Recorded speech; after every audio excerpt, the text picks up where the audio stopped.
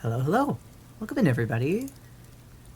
I'm so sorry in advance. I don't know why, but my nose has been kind of stuffy today, and so if I sniff, that's why. I also feel like my nose sounds kind of stuffy, but I don't know what to do.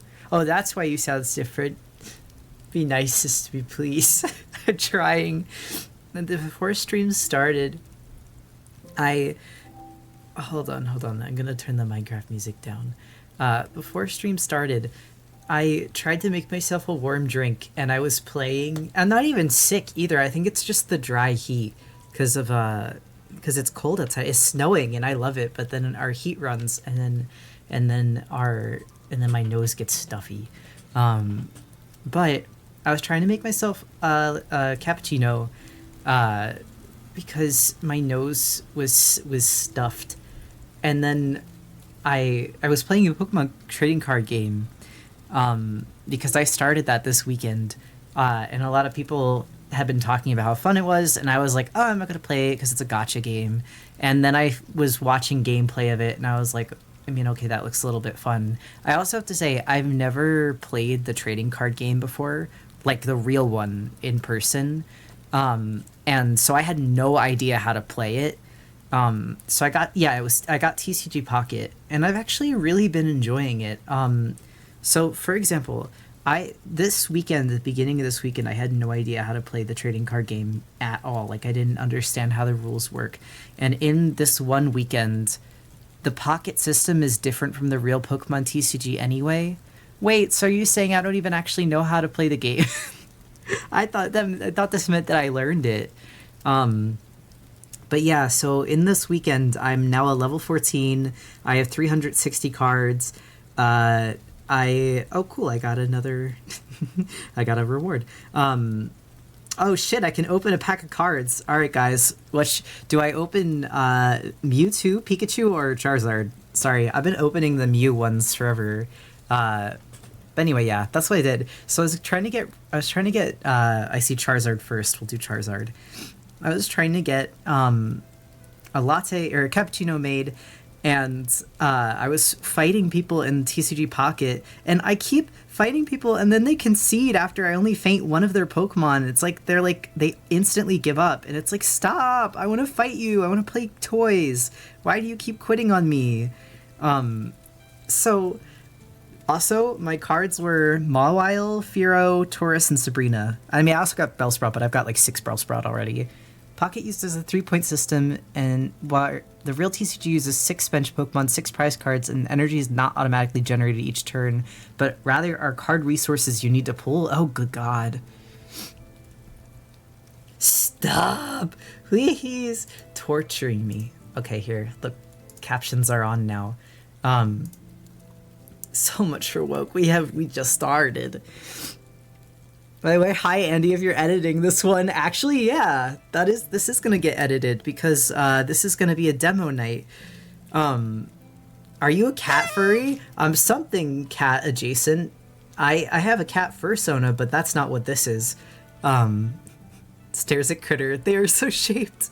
Also, I already got a hat. Physical card game is way more fun. Really? Because I've been enjoying Trading Card Pocket quite a bit. Oh my god, I never got through what I was going to say, though. Guys, this before stream was cursed. Like, I was trying to make a drink. I was fighting someone in TCG Pocket. They were the third person to concede in a row. They all quit after I only fainted one of their Pokemon. And as they conceded, the spoon I was using to scoop the espresso out of the like little puck thing snapped in half. It's like a wooden spoon. It broke. And then I was like, this is so sad. So I went to pour the milk into the cup that I was going to steam, and exploded all over my sweater that I wanted to wear to stream because it had just gotten washed and it's like my favorite sweatshirt. So in like 10 seconds, I got my sweatshirt all sticky. I broke one of my favorite wooden spoons. Someone conceded in a fight, so I couldn't even fight them. And then I came to get set up, but I have my drink now. Oh my god, wait, I forgot to bring Snorlax over. Hold on. But anyway, I'm okay. Just, my nose is stuffy. I sound kind of pathetic, but I'm okay. Why so sniffle? Are you crying? No, my nose is just stuffy because of the heat. It's okay, I got splashed with Soul. Soul? Soup. I was like, were you playing Hollow Knight? But anyway, we are going to switch over to drawing. We have a whole fun thing planned tonight. Knight from Hollow Knight. No, literally, I was going to say, the Knight from Hollow Knight. This demo is essentially going to be like, if you are someone... Oh, also the other thing that I did before that all happened is I had drawn a little critter doing a peace sign for like the bumper for the stream, and I thought I exported it. So it was like, do you want to save the illustration canvas? And I was like, no, it's all right. I already exported it. I don't need it. And then I go to check the file it was supposedly exported to, and it wasn't there. So I didn't export it. So I got rid of the critter, but it's okay. I'm drawing basically the exact same thing that I drew again. Critter got just absolutely decimated. I need this little critter lesson. This topic applies to me. So what I was gonna say is, and I'm gonna start off with the doodle that I originally did, which is like, if you want to escape same pose hell, where you're drawing just the peace sign staring at camera guy. Sorry, now I'm thinking about the TikTok audio. Fuck you, said the fuck you guy. But no, if you're getting tired of drawing the same pose of just guy standing, staring at camera, holding up peace sign, this is the stream / video for you. I'm going to teach you. I have an outline next to me. I actually like planned this for like 2 weeks, because originally I was going to do this a few weeks ago, but I didn't think my lesson plan was detailed enough. I was like, I can do better than this. So I'm going to take time to actually sit down and write a script so that I hit all of the points I feel are important. If you draw an improved peace sign pose, you can make clickbait thumbnail comparing the two drawings. Lemmy, it's so funny you were saying that, because that's literally what I'm going to do. I'm not even kidding. I'm saving this so I could do it. Why work harder when you could be smarter and do the thumbnail for the video in the video when you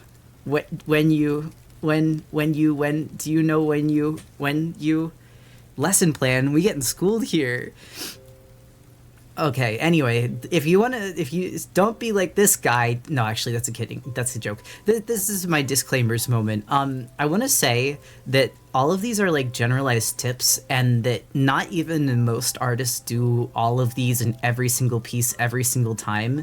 So this is not like a, if you do this, you're bad at art. This is like a, if you feel like you've been stuck drawing the same pose over and over again, here's a few different ways that you can get out of feeling stiff. And no, I don't want anyone to see this and then go look at other people's art or look at your own art and be like, oh, I'm bad at art. I draw the same peace sign pose, or I draw the same smiling standing pose over and over again. No, this is so that you can diversify your palette if you want to, but if you aren't happy with what you're doing, that's fine. This is just there for you if you need it. And like I said, not even most like professional artists that I know, like they also have their like guy standing peace sign thing that they do for fun. Like it's so normal not to like push yourself and go crazy on every single piece. Anyway, for starters, let me get my little outline up, and I can explain. Ugh, Pokemon trading card pocket. I don't want to see you close. There we go. Growls. Can I give a pose tip to chat I've enjoyed? Go ahead. Okay. So also another thing I want to say is that tonight we won't be doing any rendering. This sort of thing is meant to be done during the planning phase of a piece. This is so you can practice iterating on a single idea multiple times, rather than immediately start rendering and be dissatisfied with your final piece. Oh, touch is on my tablet. Sorry, I was poking the tablet as I was talking, and I was like, "Why is it moving?" Well, it's my finger, my finger. Anyway, eventually these things will be second nature, but it's common even for practice artists to do multiple passes of a pose sketch before they find one they really like. And as I said before, even really practiced artists still do sometimes do guy standing peace sign pose just because they want to draw something for fun. Um, hat? Anyway. I think also it's time that we stop the Minecraft music. I was supposed to stop this a while ago. Oh no, I hope that means I don't have to record the entire intro again. Ah, so sad. Cat? Me? Or on my head? Thumbnailing does wonders, guys. Cody, you're never gonna guess what my very first point was. So for starters, also move peace sign guy. For starters, the first tip that I really want to give is like to plan for your canvas. And by that, I mean, you don't have to draw exactly on the canvas that you want to do like right away. Like you don't have to be like, okay, I'm going to do a square canvas. I'm going to do a rectangle canvas. I know exactly the pixel size that I want to do for this. But what it does mean is give yourself a lot of space to draw. And don't be scared to chop off parts of what you're drawing if you wind up wanting to make a crop that makes your piece look better. So, for example, let's just actually take peace sign guy again, because I think that this is a really good example. While I would say different canvases benefit different poses differently, yeah, different, lot of difference there. Just regular like rectangle canvas for this leaves a lot of white space up here, and leaves things feeling kind of empty. So if you were to do more like this kind of canvas where you do a piece of paper style or a piece of paper shape thing, the white space gets more evenly distributed to over the tails. You don't need to know right away, like I said, but this is like, drawing it out first and then cropping your canvas after can really help. Wide rectangle, exactly. Which goes into my next point, which is framing and cropping. Come here. Framing and cropping. And I promise this all gets to the posing part eventually. Because someone was asking, like, how do you make your pieces with no background feel so lively? And I'm like, okay, I can do that. I actually understand this. Don't feel locked into having your character's ground plane be the bottom of your canvas. And by that, I mean, don't feel like the feet have to be like the bottom of the canvas, like where things have to end. Rotating your art at an angle can sometimes help an otherwise stiff pose fill out a canvas. And also, don't be scared to crop out parts of your drawing. It's why it's good to decide framing from your sketch phase and experiment so you don't lose hard work in rendering. So we could do two examples of this really quick with just standing still peace sign guy. If we can get two of him, pleek. I hate social media. You can have a beautiful piece, but if it's not the perfect ratio for posting, they want you dead. It's funny because I don't even know what the perfect ratio is anymore. I just be posting. If things flop, I'm just like, okay, that happened. So for example, if we were to do like just a very simple rectangle, the humble rectangle, you could rotate it so that critter is like this, and it would be very silly. But there's nothing wrong with it, and in a way this kind of fills out the canvas more, although looking at this now you could even do like a could even do something like this, square canvas, so then it's not a full body, but it is, on the other hand, something that fills out the canvas and has kind of like a nice diagonal motion to it, um, as compared to this, which is still pretty good. I think both of them are good for different reasons. Alternatively, if you were just going to do a crop without any of the angle rotation, you could do something along these lines, where you have just one tail, and then like that. Which is just very funny. It's kind of comedic almost because of how silly the face is drawn and just like the single tail. But it's like there are ways to make even like a stiff pose kind of interesting. So now peace sign guy, you have to get out of here. Snootcam, also thank you for the save break. Oh, they look like they're on the news? I know, it's kind of funny. It's kind of sillies. Which brings us to point 3. So this is where we actually start redrawing the pose, because I feel like that's the thing that most people are here for and want to know. Even after all of that, the character still feels a bit floaty. And that's because we haven't taken any time to account for our ground plane, or the environment in which the character is standing in. And I know that the whole point of this is to teach you how to draw poses in a white void or with no background, but the thing is, even in pieces with no background, you can still imply an environment. That doesn't necessarily mean that you have to draw the ground plane or draw the objects in the room or anything like that. It just means that your characters have to occupy some sort of space. And one of the easiest ways to do that is to just make a little grid of whatever plane they would be standing on, and then draw them standing in that grid space. So we're going to do that really quickly. If I can... Also, freehanding a grid, you don't have to do this. I know that there's got to be, like, grid tools, but also I'm insane. I'm crazy. I'm the Joker. And the other thing I will say is, for starting out, I would suggest drawing a grid, but it's not necessary, and after a while, you'll be able to do most of this stuff without having to do guidelines. It's just good to get in the practice. Also, thank you, Cyan64. Thank you for the gifted bits. So just really, really quickly to do an example, because even Critter here, even though this is like kind of a goofy drawing, I still kind of did it. There's not going to be much difference other than I'm just going to do some more details for this one.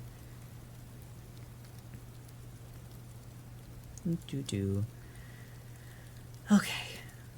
Also, sorry, I tried to get through my little preliminary ramble without, like, chattering away too much. But now I'm just drawing. Freehand Grid Alpha Critter, assistant tool from Krita. Clipstudio Paint is your friend if you need a grid plane. Oh, I'm sure it is. I mean, I use Clipstudio Paint. I don't know how to put it in a grid. It's just easier for me to draw it instead of trying to learn live on stream. I'll do it someday. Oh my god, this is such a cute critter face. Sometimes I draw it so cutely and it's like, where did that come from? Where did I learn how to do this? Anyway, this is going to be the chill segment of drawing. Like, there will be a lot of talking and yapping on this stream, and so I may not be looking at chat as much as I do during a chill work stream. However, the in-between spots where I'll be drawing poses as examples will be a little more relaxed. And you're welcome to draw along, because while I know I can draw kind of quickly, these don't have to be fully polished. They're meant to be quick little gesture sketches. And I'm just being particular about how Critter looks because I think I drew its face really cutely, and I wanna like honor that. Like, look how cute it looks. I didn't just give it dot eyes this time. Shulker Shock, thank you for the resub. If this goes up on YouTube, that would be super helpful. Not only will this go up on YouTube as a VOD so that you can watch the whole thing, I'm also going to have Andy edit this one. Currently, Andy is working on the Minecraft video, like the Critter Miss Minecraft video, and I just watched the first edit of it today, and it is really funny. Like, it is just really, really funny. I'm excited. Oh, I can even show... Do you guys want to get distracted for a second? It's literally 20 minutes in. Do you want to get in? Do you want to get distracted already? Because I can show off what I'm going to be working on. Probably not this week because I have a bunch of stuff planned for this week. but for later. So I did the Minecraft thumbnail. I love being distracted. ADHD stream, sorry. But yeah, this is the thumbnail for the Minecraft Critter Miss video. The rough of it. I'm really excited. I think it looks cute, and I think I drew Critter really cute in it. Also, I think it gets the point across while still also being good thumbnail clickbait. We're on TV. I love your art style with that pen. You would laugh, but the calligraphy pen, is actually the pen that I used to use before I made this one. But this is the pen that I drew in for like, I want to say 10 years before I made my current pen. It's interesting. I don't know. I think it's neat to like go back and draw in the pen that I drew in high school and college all the time. Um, I made this pen here because it bleeds the same way that my childhood Sharpie liner pen does, and I wanted to really like embrace the way that I drew when I was a kid, where everything was just very freehand and like without worry. Um, but going back to the calligraphy pen now, I'm like embracing all of my old tools again instead of being like this one's bad. It's just I need to diversify. So not to toot my own horn and maybe spoiling some of your process, but you can make a boring pose more interesting by having interesting interacting props and positioning like I did in this piece. Hold on, let me pull it up. Because you're completely right, Lemmy, and that is actually something that I have on my little lesson plan here. Yeah! I don't even think that this pose is I don't even think this is boring. I think this is so cool. I love this. I love the colors you used here too. We won't be getting into colors or depth using like shading today. This will be purely like sketch and line drawings. But that said, we will get into that some point in the future if that's a subject people are interested in.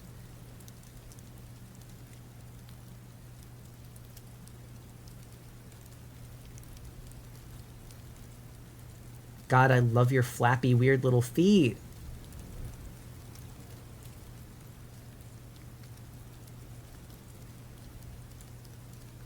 Not me I'm getting my ass beat by the shadow. And it's a circle drop shadow, girl. It's dire. Could I just use the circle tool? Yes, but I would be a coward. Except I don't even think I drew it right. Pleek. Pleek.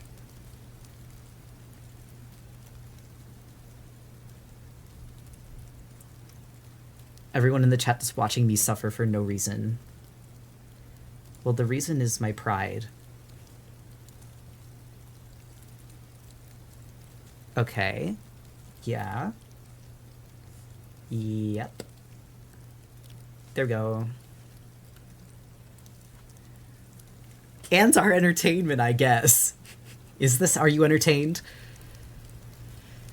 Critter looks bouncy. Thank you.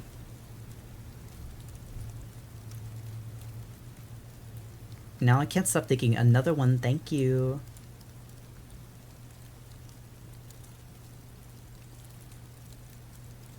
I made its neck so skinny. I guess I didn't draw the handkerchief yet. Sorry, that looks so wrong. Critter skinny is scary. I'm scared. Oh, thank God. Okay, you're normal again.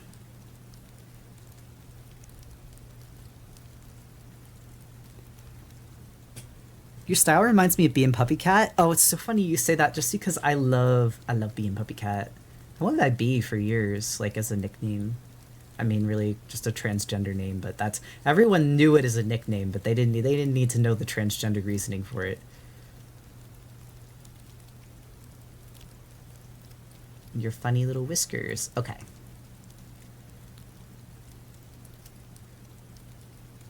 I think it's funny we started with the peace sign pose. I kind of want to keep doing a peace sign pose just because I want to prove that it's not the pose that you're doing. It's just like, it's just the way that you're doing it. I don't even know. Have I drawn Critter doing a peace sign before? I feel like I have. I've had to. If I haven't, that's actually so funny because I feel like I am also guilty of the guy standing peace sign pose. It was only a doodle. If not, well, you're about to make that quota. Yeah, exactly. I'm proving to you that it's not the peace sign's fault.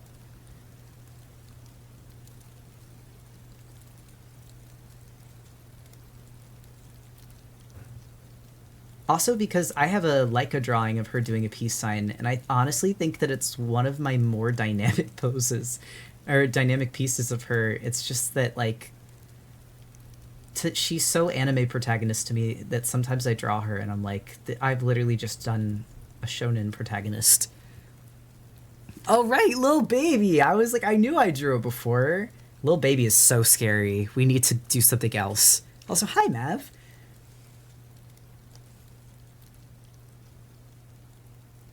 Okay, okay, okay. So here's the next part. The other thing I'm going to do is I'm going to give it its little toes so that it's a little easier to see. This is kind of a rough example, but what this does, especially by including a drop shadow, is you are implying the character's kind of like weight in the environment that they take up. So as compared to this, where the feet are kind of just flat on the floor looking at us straight ahead, and also they're not even very even, but that's because I drew it in like 2 seconds. The feet here look like they're actually grounded on something that's material and like real. And even if you were to take the ground plane away, while it's still very cartoony looking, it at least grounds Critter in some real space. So we can see like the idea of where they're meant to be, even if there's no background. Then... Oh, yay! Okay, the next part is fun. Are you guys excited? Are you ready to have some fun? Larstate, thank you for the sub. Don't get rid of Lil Baby, pleek. What if I just drew it better? I won't get rid of it, I'll do a better version. Oh my god, why are your feet... Oh, it's the b-b-b. Okay, hold on. You need to go up here. Our iterations. They're iterating. Where is that dot? Random ass dot. Okay, get out of here. Also, hello, it's Zer. Lil Baby 2.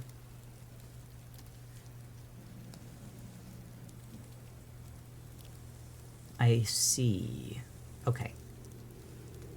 Oh, I just realized we didn't write the third bullet point. It's okay. It's okay. So the third bullet point is, I guess, like, pose weight.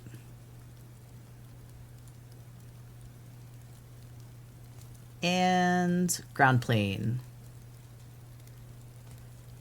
So as we said in the first point, or the first part here, ground plane can be as simple as just making sure you figure out how your character's feet would lie and like where it is that they're standing while facing you, or not facing you. Bottom Critter is really so scrunkly. Thank you. Your handwriting is so satisfying. Thank you. I spent years trying to make it look nice because I used to have chicken scratch handwriting. My mom used to be a psychologist. But character weight is something completely different. Character weight is like what leg your character is putting their weight into. And this can come from a bunch of different things. This can come from a character's body weight. This can come from a character's stance. It can come from, are they holding something heavy? Are they falling? Are they like peeking towards you? Are they eking away? And there's a lot of very like simple ways that you can do this, but one of my favorite is just the lean. And the lean is like usually, oh, it's the back foot usually. So this one would actually have to be, well, the lean is essentially just your character is taking all of their weight from their body and leaning it on a back kind of kickstanded back foot, kind of like a bike kickstand. And another foot is still touching the ground, but it's touching the ground ever so slightly in a way that's kind of just casually like there. Like they're putting it down to not have only one foot on the ground, but it's not really taking a lot of the weight like the other one is. And this pose, especially with Critter, because they have like a very Pokemon adjacent build, might be harder to do So I'm gonna try it with Critter, but I might switch to Leica because she's got more of a humanoid build. Um, and I feel like while Critter's cute, it might not be as helpful for people if they're drawing human characters. One for weight, one for balance. Exactly. I'm begging to notice that Critter's lower body is Goomba coated. Help! Hold on, we're gonna do Leica. We're gonna do... Well, we're am I not a coward? No, I'm not a coward. I will be so strong. Just because Critter has like a funny little body proportion doesn't mean that I can't do these things with them. Although I might be really locked in. Critter has a sack of potatoes shape that is so good in animation. I know because I had another character in college that was like similarly shaped that I used for animation as well. And it was so much fun. Alright, this is where we gotta get messy. So, maybe I need to start with the head.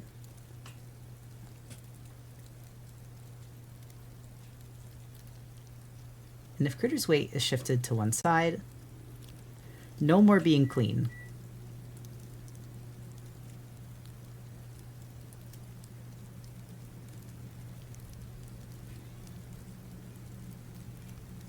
And you need to move up because you're kind of like flying off the ground plate now. This is where having a more fine grid would probably help, but whatever.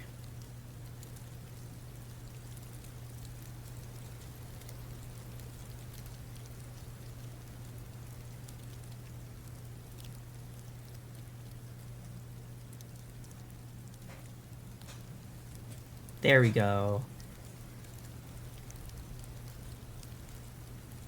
Oop, welcome in. Critters in stank era. Call me smelly.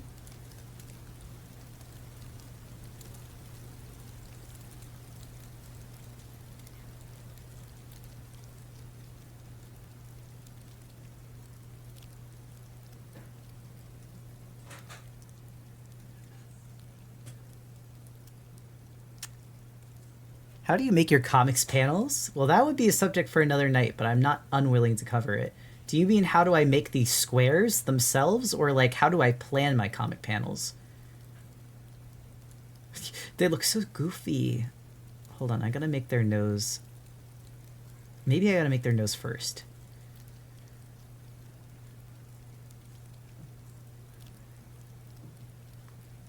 Oh yeah, that was the way.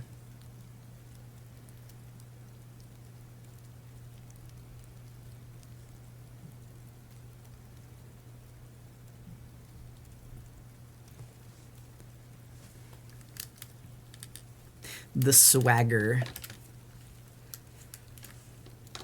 Thank you, Shigoli Ravioli. Ginormous HRT win after 10 plus years of badgering doctors. I finally have an appointment with the doctor. Really? Oh, that's awesome. Oh, that's so cool. I'm not even going to quote the Steven Universe song, because that's just genuinely cool.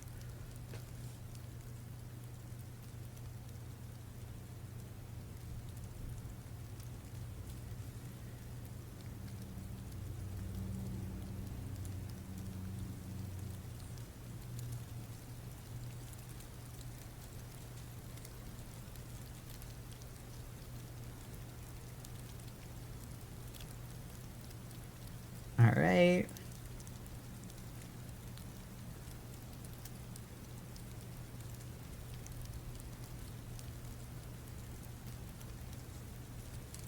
I am like gonna clean up the sketches a little bit so that what's going on is clear, but not like I'm not lining anything. I'm lazy.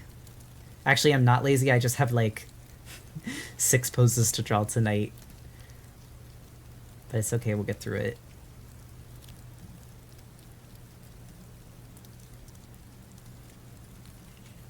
It looks so mischievous here. That's also why I wanted to stick with Critter, because it's like switching what character I'm using halfway through would make the demo more confusing. I honestly, like, it's good practice for me anyway. Because I feel like Critter, I draw in the same, like, even if it's not the same pose, I do draw very similar subject matter with Critter. I need to diversify. Because I think that they could be funny. They could be so silly. I just have to let them.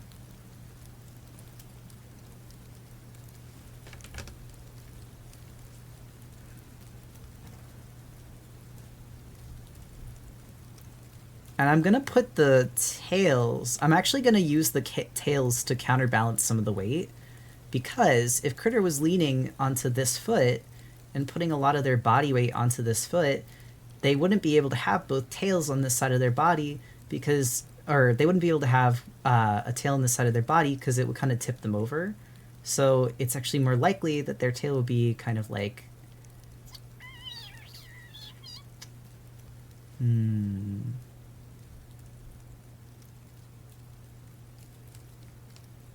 Let's see how we could do this.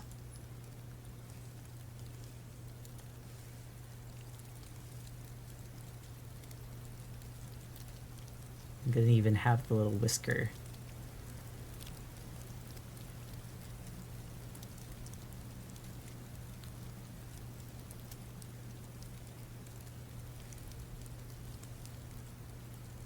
Oh, and then the shadow. What was that noise? That was me, sorry. That was my... Do you ever... Sometimes when I think, I, like, press my top teeth to my lip and make creature noises by just, like, inhaling air. Does anyone else do this, or am I alone in this world? I have a feeling that was not a closed circuit.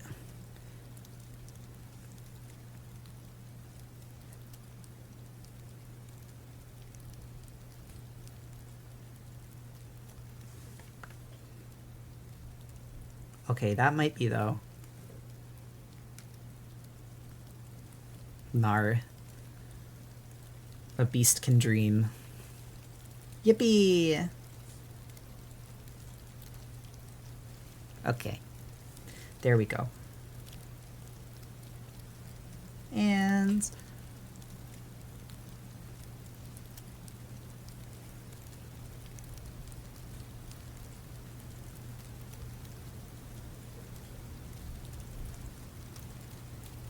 now I just need to think about that other tail. So... if Critter's kind of, like, posed up...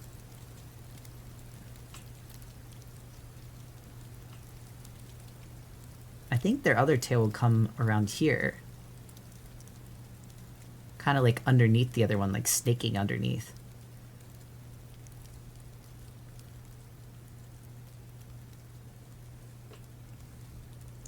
Are you catching my drift?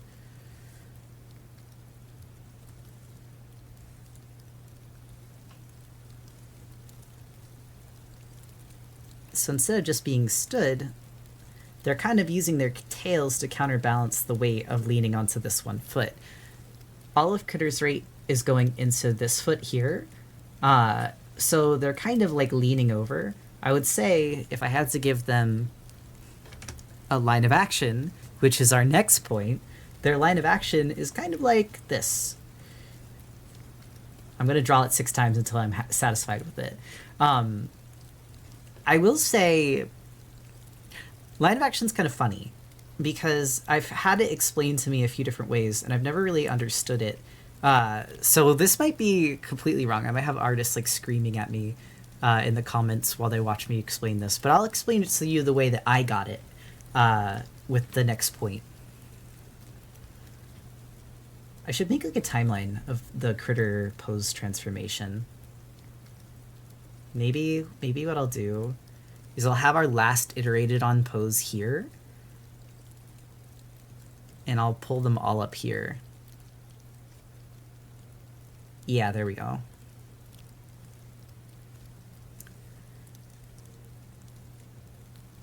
Okay.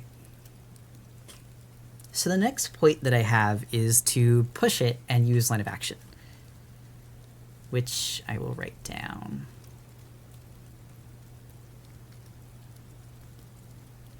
As push your action.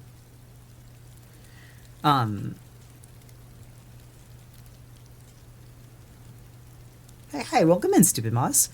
I still feel bad saying your username. It feels so mean. So, one of the easiest ways that I found to do this is to take this original concept you had for a pose and try to simplify it into shapes and forms. Like the simplest shapes and forms you can possibly do. Um, and the reason that we do this and what this is called is a gesture sketch because it captures the energy of the pose that you're trying to go for. Um, it will take the most important fundamental pieces of the pose and kind of like exaggerate them. And then once you've done a few gesture sketches, you can take your favorite and then draw over it uh, to get your new pose. I think something that's important to think about when you do gestures too is just like the shape you're going for.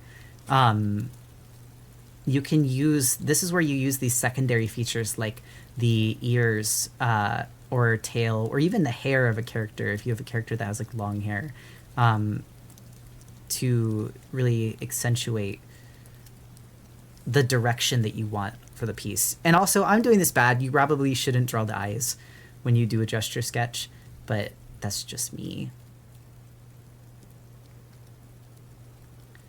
I really want to have Critter like clear that it's putting a lot of weight into this front foot here. So I might even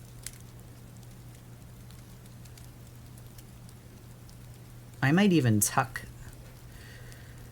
that more.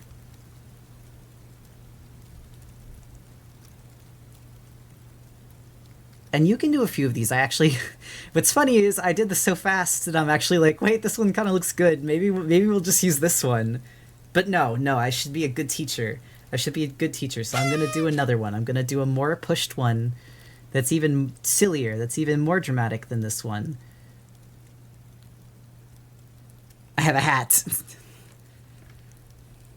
I wanted to say thank you so much. At first I joined the stream because yay, Critter, but then I realized I've been wanting to draw some dynamic poses but don't know how, so I really needed this? Of course! Also, sorry, I'm going to check up on chat while I'm doing this real quick. Okay. When did my paintbrush become white? It's fine. I keep feeling my brain expanding in real time watching this. I know I said at the beginning of the stream, but for anyone that wasn't here, not every artist does this every time. Like, even a lot of professional artists I know will just do guy standing peace sign pose when they're just drawing for fun. It's so normal. So don't feel bad if you don't do this. Or if you, like, do, like, similar poses over and over again. This is truly just if you want to push yourself a little bit, you feel like you've gotten stiff with your artwork and you want to expand your horizons. This is here for you. So there's no pressure, and you're not a bad artist if you don't do this or didn't know to do this. All of these tips are like optional here. They're all to help you. It's not like a kind of do or die thing. I think if I'm going to do a more dramatic pose, I need to.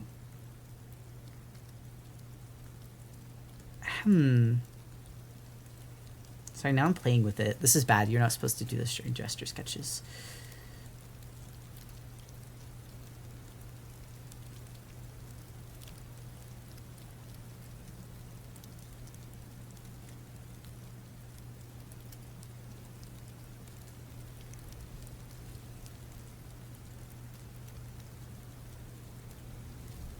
Your little funny fingers.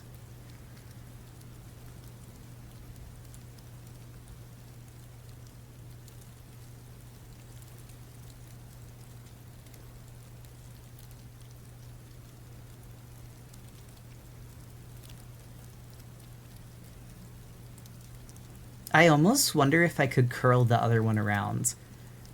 That would be kind of cool, wouldn't it?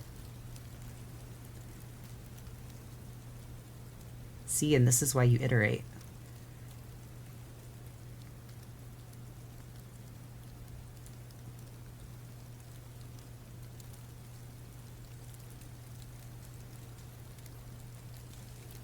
I dislike when teachers or big artists are like, you have to do this way, you'll never be good, because it's not realistic either. Like sometimes you do just need to draw for fun. And okay, there's this issue that I've noticed in my own artwork, but also like the artistic community in general.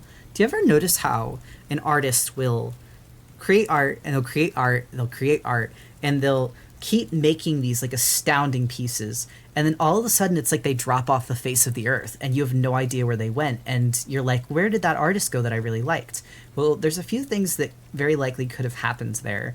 One, the artist injured themselves because they weren't taking any time to rest, and this is not really like a moral failing of the artist. Like I genuinely feel bad when this happens, because it is not just encouraged, but like pretty common within the artist culture to just keep pushing yourself until your body breaks down. Like there's so many people who joke like, oh haha, like artists don't sleep, artists don't eat, artists only eat cheap ramen.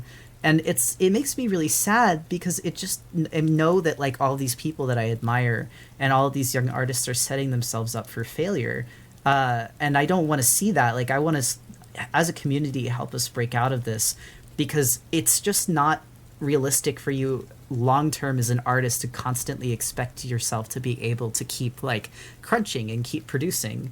And then the other one that might have happened, and what I know happens to myself a lot, is you eventually reach the limits of what you can create, and you reach the limits of what you think is worthy of creating. And this happens when you have pushed yourself a lot and you've improved a lot really quickly, and all of a sudden you can't improve anymore. You've hit a plateau for the time being, and you look at the work that you're creating and you're like, oh no, this isn't good enough. If I share this, people are going to be like, oh, look at how this person's art has like declined. Look at how like their art degradation, because that's a huge thing that like people are talk about online all the time, is like comparing an artist's old pieces to their new pieces and being like, oh look, this artist is flopping, like look how much worse their art is now. But the problem with that is that it doesn't allow for the natural kind of like ugly duckling phases that happen in between learning new skills and also trying new skills. Because if you don't take time to try anything new, your art will just look exactly the same forever. But trying new things means you have to be bad at them for a little while, so your art won't look as good. And so what happens is, in fear of having these ugly duckling phases, some artists just stop drawing altogether. Like they stop posting. They are so intimidated by their success and their achievements that they decide that it's better to quit while they're ahead rather than face the shame of like failing or being in their flop eras. And it means that we lose a lot of artists that we could have had for a bit longer, because there's no room for them to have those flop eras, because they feel ashamed. And so I want that to be very clear, that when artists tell you, I get my burnout now, like I said on another stream, sorry, this is not meant to sound lecturing to you either. I'm smiling because it's like, yeah, someone explained it to me and then I was like, oh my God, I get it. Danny DeVito gif. Burnout is something that a lot of people kind of just vaguely understand as being really tired. But just like real exhaustion, it doesn't happen for no reason. Typically, you've tired yourself out because you haven't taken the time to nourish some part of your body or artistic spirit. Sometimes it is really just a physical thing, which is how injuries happen. But sometimes it's a mental thing, and it doesn't mean that you failed, and it doesn't mean that you're stupid, and it doesn't mean that you're just like, oh, lazy, mentally ill Gen Z, Gen X, whatever, or Gen Alpha. God, I forgot. We have another letter now. But what it could mean is that you haven't taken the time to nourish yourself and your brain, which is the main tool that you use for art other than your hands, and now you're facing the consequences for it. Also, I feel like I can push this more than I'm doing. No, actually, I feel like I've done it less now. I think maybe that we just stick with this, because I think if I try to do it anymore, I'll lose something. But that's okay, I tried. That's the important part. Now, bodying my 10th grade English teacher into the ground for being a homework machine gun, I would. I hate American homework system. I think it's bad. I think it's bad for learning. I think that the only homework should be to read, because reading is good. And you need to do that privately to digest things. But I guess the trouble that you would run into with only reading homework is, how do you prove that someone's read for homework? Something I recently realized is the widely accepted artist work ethic has been heavily altered in modern day compared to other points in history. Artists weren't always demanded to produce to appease the algorithmic expectations. It's okay to create at your own pace for your own reasons. Yes, I also think something that's important to realize is that, like, with the advent of the internet, people have constant access to you and your portfolio and your body of work. And not only that, people's attention spans for your work are shorter. So a really something I've had to deal with a lot in writing Leica's Comet is on every piece of art I post, regardless of whether or not it's related to Leica's or not, there's a non-zero chance that someone's going to ask me when Leica's starts again. And for you, those of you that don't know, Leica's has started again. Like, it is posting. A new page comes out in 2 days. There's already 3 new pages up for everybody to read. But that's beside the point. My point in this is that people are impatient and they're very demanding to artists with their time because they haven't had to wait for things. They're used to, like, full studio production level things where they're ready on demand, where you can binge read or watch an entire season or an entire, like, chapter or multiple chapters or of something. So the idea of having to wait for one person to make and create something is not very common. It's not as well known.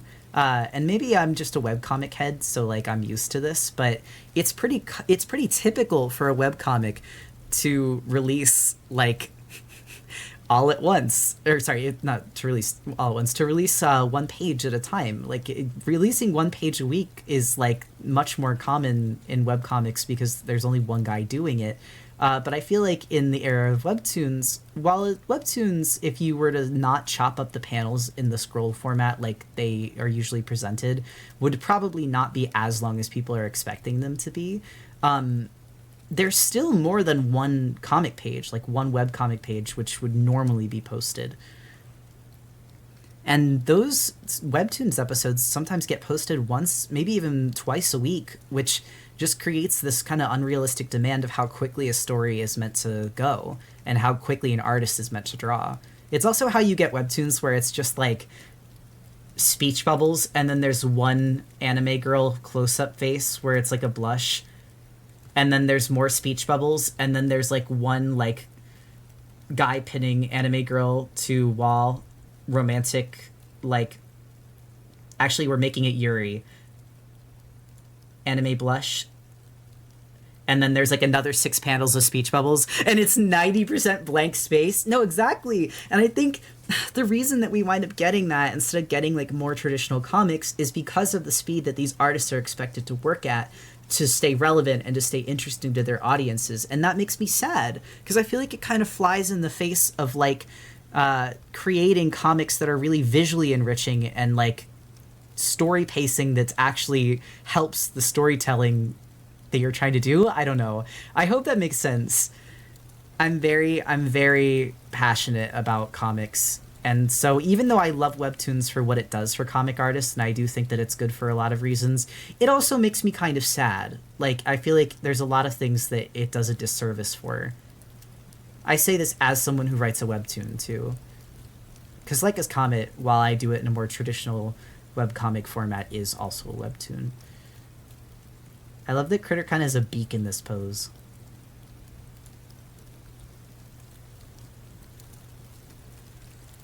Comic Fury sweep. I do love Comic Fury. I love Comic Fury.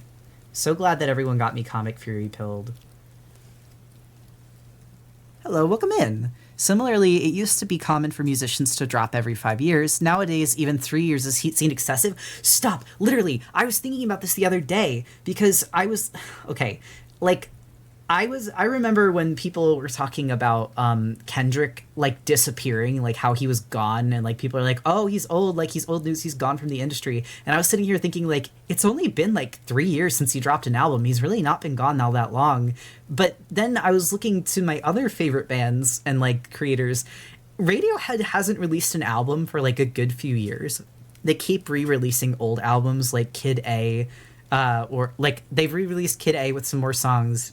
They really re-released OK Computer with a few more songs, but like it's so much more normal for people to take like a few years to write like a full really good album than it is for them to like pop one out every 2 years. Like that's crazy. That's not normal. Radiohead mentioned I'm locked in again. Well, I was going to say Mitski actually is another one where a lot of people were complaining about her being gone for a while, even though had not been that long since she released Valentine, Texas, I believe is the album name. Now, I will say her newest album I did really like. I was wondering what the main platform is that Like As Comet is posted to, because I don't know if the platform I use is out of date. Tumblr and Comic Fury. If you're wondering if Webtoons is out of date, Webtoons posts the episodes all together once all of the pages are released. So Webtoons won't get the new episode for a little bit of time, because this next episode of sorts is like 16 pages long. And it's all of the Chapter 2 epilogue. If you like reading in the more episodic format, there's nothing wrong with waiting for the Webtoons to post. But if you want to read the pages one by one as they release, Tumblr is the place to do that. Or you could use Twitter, or you could use Comic Fury. There's options. I think Comic Fury is the best for a traditional webcomic layout, but if you like seeing fan art, then Tumblr is good for that. Because Tumblr, I reblog fan art and also non-like comic artwork of the characters that I make.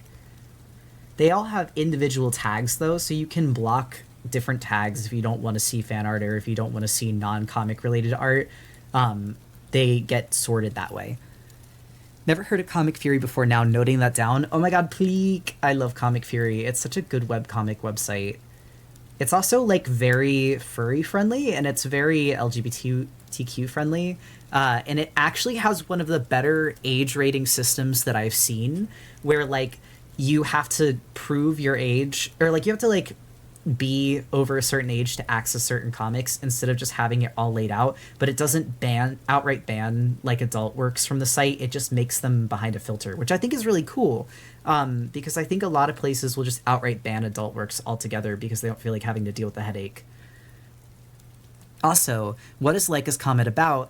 Leica's Comet is a webcomic about a dog girl named Leica, who is a mechanic, and how she tries to bring the world back from a meteor hitting almost hitting the planet and causing a post-apocalypse. But it is not like a sad, gritty post-apocalypse. It's actually kind of like the best way I've described it is like a slow death of the world. Like the way that society was before the meteor is gone, but people are still around and still thriving. It's just different now. And also, it's about her finding a little kid named Mars, who may or may not be linked to the comet in some way, because of their strange powers that they have. That's all I'll say. Yes, also Leica's trans. Sorry, I like don't typically advertise the queer elements of my comic. Like, I kind of just want people to experience them as they are. I don't want to say it's not important, because that's not true. It's more like I don't want that to be my summary. I don't want to be like, and it's gay, even though I know that would probably appeal to some people. It's more like, please, I want you to come in for the story that I wrote. The gay part is just, I mean, I guess it's just expected at this point for me. But yeah, Leica is a trans girl, Mars is non-binary. The whole cast is pretty much queer. Mars mentioned I need to learn how to draw Mars better. Like, I will tell you that drawing Leica was like second nature to me. How I drew Mars has changed 6 times over the course of the comic, and UA does not even look close to his beta design in terms of like anatomy, clothing, and colors. 100%. The way that I draw that guy's head, absolutely different. It has changed so much. So don't feel bad. Even I as the writer. I get it. I want to write an autistic character like me, but I don't want to scream neurodivergence for advertisement. That's exactly how I feel. Oh my god, I'm glad someone else gets it. Because, like, I find a lot of times when people only talk about the queer or, like, mental health aspects of their story, it's because there's not a lot of substance otherwise. And so I don't want to scare people away who are used to being disappointed by that kind of thing. I just want them to come in and be like pleasantly surprised by the queerness of the characters. Because the thing is, the queerness is important to the story too. Like that, it 100% is. It's not like it's just there and inconsequential. The characters' identities are 100% important to the story, but you won't feel alienated if you aren't the same as them. Like, I try my absolute best to make it so that, like, how they're important to the story is something that I lay out and build from the ground up in terms of, like, reader understanding. Or at least I try. I don't want to toot my own horn too much.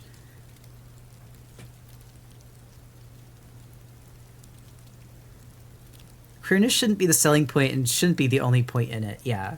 I also do get sometimes people just want, like, a comfortable or, like, sweet, like, queer narrative, so there's no shame in that. I just, like, I think I would rather know that going in than have someone try to advertise something as, like, a high fantasy adventure and then it's, like, just queer slice of life. I guess maybe what I'm looking for is advertise accurately. I want to know what I'm getting into. I won't not enjoy it if it's just like cozy and it's just about like the queerness, but I want to know that first. It's like when people misadvertise Dungeon Meshi as being cozy, and it's like, girl, I don't think we read the same comic, because like Dungeon Meshi is really good. Don't get me wrong, and there's a lot of cozy aspects to it, but it is like a narrative-driven like adventure comic.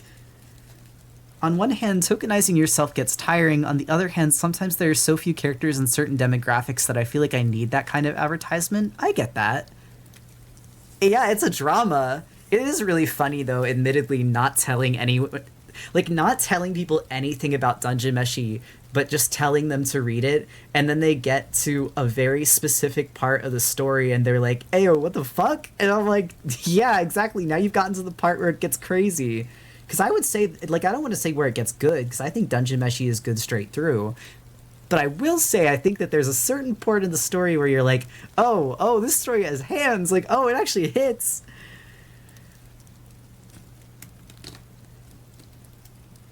Anyway, I'm going to drink water, and then I'm going to get into the next segment.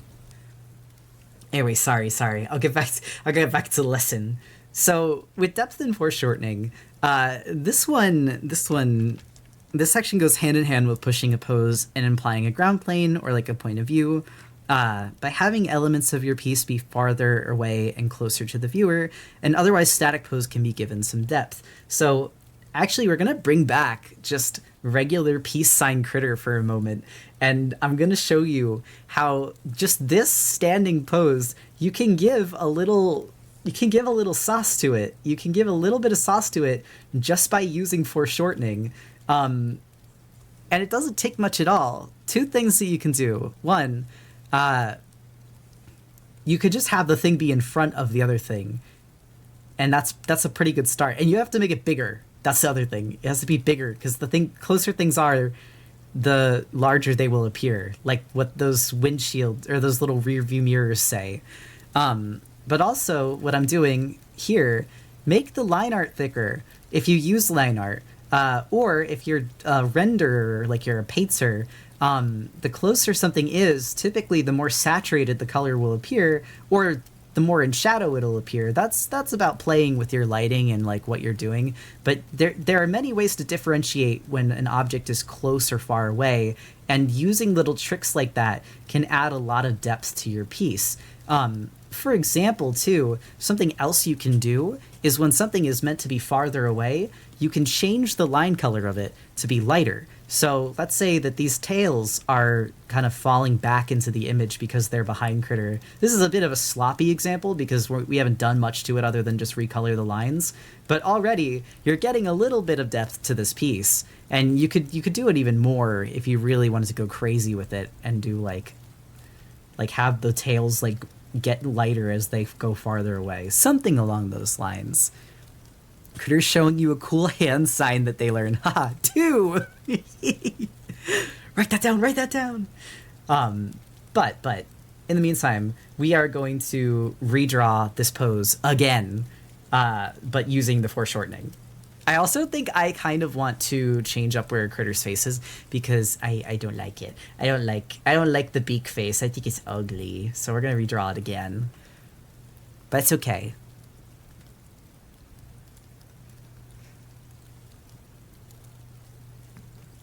Twitch has, without a doubt, increased the ad break rate. That's crazy. I haven't touched it at all either. This is an insane lore drop from Lemmy, but that sign became a gang sign in Brazil, so no one can use it anymore? Huh? Really?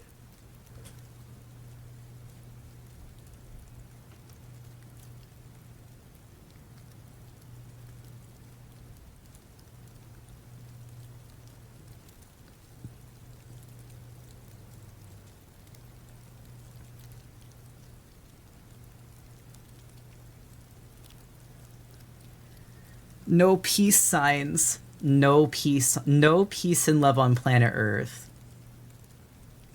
War and hatred on planet Earth. Baby Harbor was mean to me. Why? He got mad that instead of peeing him, I took a shower, so he took a shit.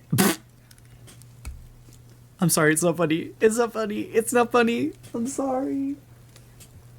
I would have fed him before stream. I'm so sorry. I just didn't want to feed him too early. No, he's been... It's not fed... Ugh. You. He's been so bad lately. Also, I'm giving them a cheekier pose.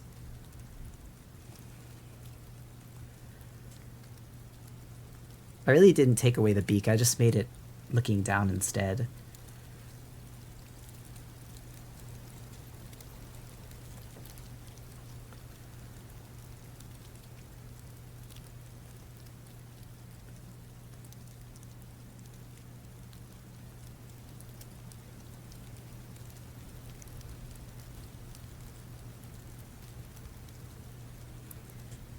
Will, do you have any pointers for designing your first fursona? Blinks cutely. Yes. Decide if it would... This is like such a silly one. Decide if it would bother you if you can't get stuffed animals of your animal fursona. And by this I mean, yes, you can have like a unicorn, Pegasus, dragon, snake. But if your friends ask, what is your favorite animal? Can I buy you a little plushie? Will it make you sad that you cannot have plushie of your fursona unless you got a custom plushie that is like $500? I say this because when I was younger, my fursona was a bunny fox, and I was like, hee hee, it's so cute, so unique. But then I wanted to get stuffed animals of my fursona, and it was like every time I'm like, do I choose bunny or do I choose fox? And it was like trying to pick a favorite child. Laios has fursona. My advice would be draw your ideal self, but as an animal. Exactly. Exactly. Also, if you're having trouble picking an animal, like, you can think of animals that have similar traits to you and similar diets and maybe even, like, hair color, fur color, etc. But ultimately, it doesn't fucking matter. You can literally draw yourself as whatever. If you want to be a wolf, you could be a wolf. My Sona is a polyphemus moth, but 90% of the moth plushies that exist are rosy maple or luna moths. Yeah. Will you do a class on character design? I haven't. I don't know how I would do something like that because, unfortunately, I feel like I'm a very vibes-based designer. But I do, at some point, want to do a class on how to design fursonas, or like how to make your first fursona with like a full lesson plan. And I'm actually going to apply to do that as a panel at a convention. So I might do that as a stream at some point to test it, to see if we like the PowerPoint that I've made. And then if people like it, then I'll do it at the convention without much changes. But it gives me some time to do edits to it.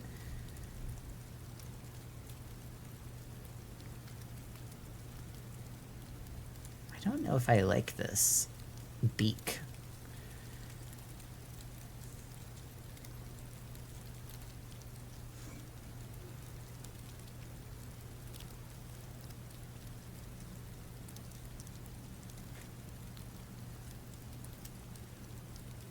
Now it looks too flat.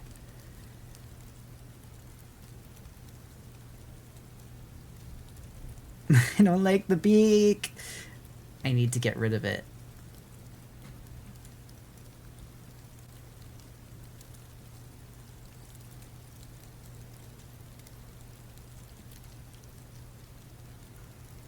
Oh, the other thing I'm noticing is that Critter's eye is not flat enough for the side of the head that it's on.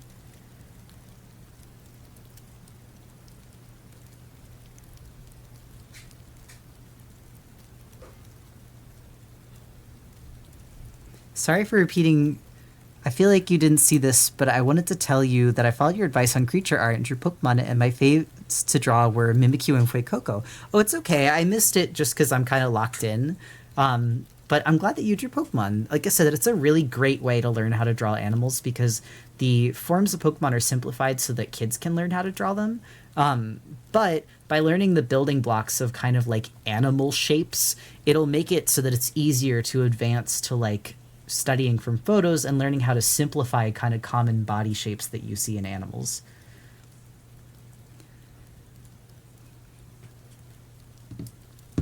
Is your Magical Girl story idea similar to like this Comet vibes, or is it darker or more lighthearted? It's more lighthearted.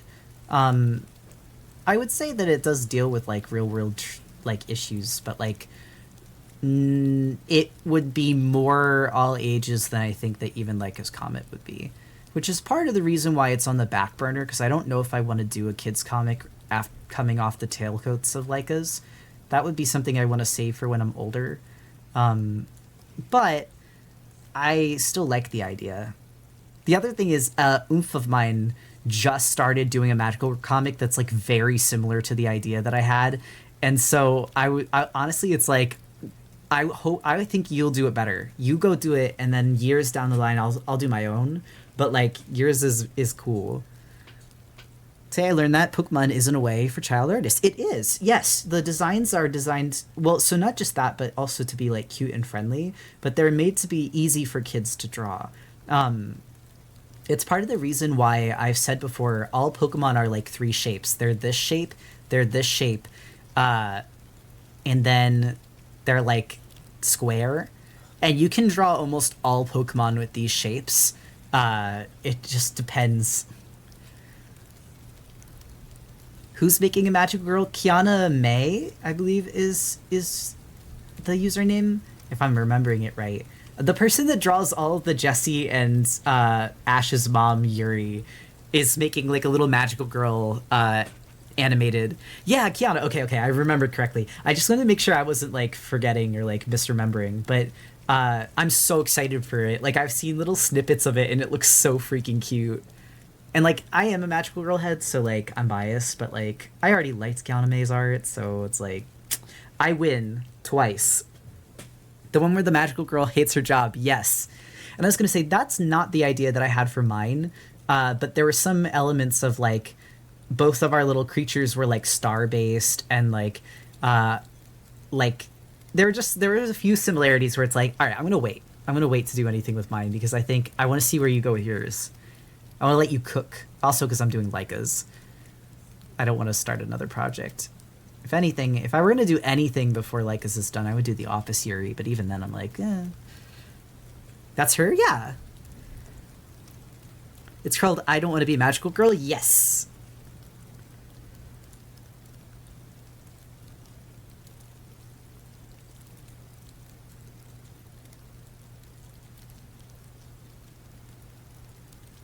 Sorry, I think this art of Critter is very funny.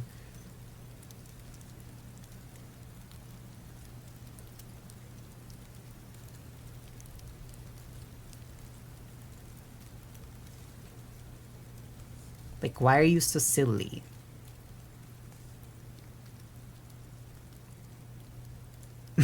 Sorry, I just keep looking at it. The eyes are funny.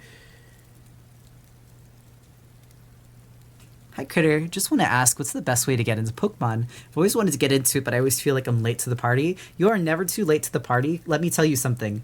Pokemon has changed its canon like 6 times just so that they can be more friendly to newcomers, and it drives all the old heads insane. But for me personally, I kind of enjoy like these little series like universe reboots and seeing what they're going for. You can ultimately start anywhere that looks interesting to you. If you're more of a game person, I would say that the DS games are my favorite. But there's nothing wrong hopping into the Switch games. And if you're looking for a Switch game that seems to be the direction that all the rest of the series is going, I would suggest checking out Pokemon Scarlet Violet. But I also didn't enjoy that game as much. If you're looking for just a fun, solid first playthrough game that won't be too brutal, but like will still be enjoyable, a fan favorite is Heart Gold, Soul Silver. It's my favorite games, but I will say that there are members of chat president who don't. Oh, he's sneezing. Sorry, I thought I heard something and got scared. But the problem with playing Heart Gold, Soul Silver as your first games is that it will raise your expectations really, really high. And I think that it's some of the previous games or the games after it aren't as good. But then again, there are people that don't like Heart Gold and Soul Silver, so like it's all about your preferences. And I think it also depends, like, are you more of a game player? Are you more of a collector? Or are you more of a TV show watcher? Because there's the anime, there are a bunch of specials, there's manga, which... Actually, don't read the manga to start. I feel like the manga is not a good introduction to the series. Legends Arceus is fun. Don't read the manga, please, please, no, don't. Let me. It's so funny because, like, up until this point, I hadn't really known Pokemon Special. For reference, I just started reading Pokemon Special, like, last night. Out of curiosity, I've been in the fandom for years, and I was like, well, I think I should probably read Pokemon Special at this point, and, I've been around long enough. Wow, this guy really hates women. Like, astoundingly so. It's also not a good summary of the games at all. It kind of, like, breezes through a lot of the stuff in even the first games, which I feel like don't have that many story beats. The manga is great, but it's absolutely a terrible introduction. Kusaka is so misogynistic, it's kind of funny. Like, he's, like, cartoonishly misogynistic. Like, when you said, yeah, this guy hates women, I was like, oh, okay, so, like, maybe he, like, sidelines his girl characters. No.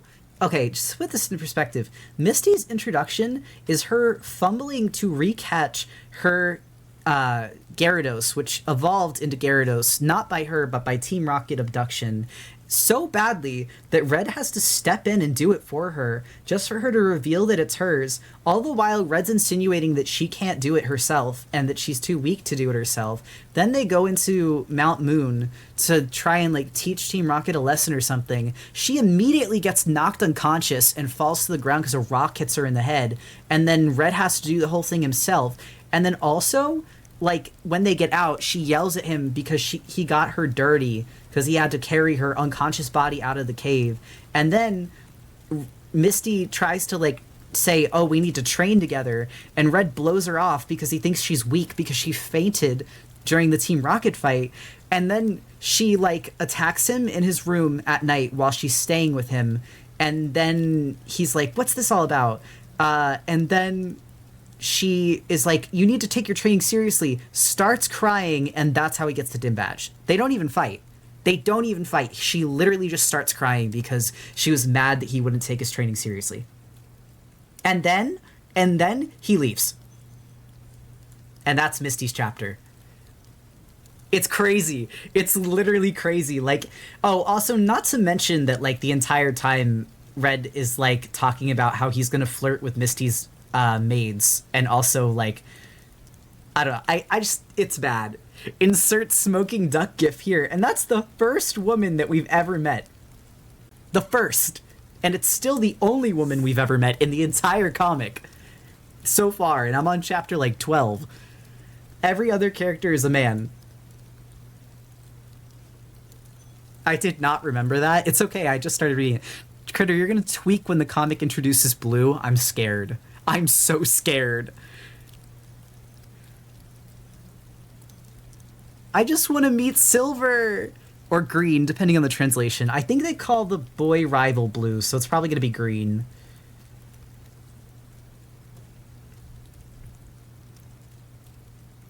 The only thing that's kind of crazy to me is, didn't double battles not exist? What is this? We're talking about the Pokemon Special manga. Double battles didn't exist in Gen 1 when what was his name?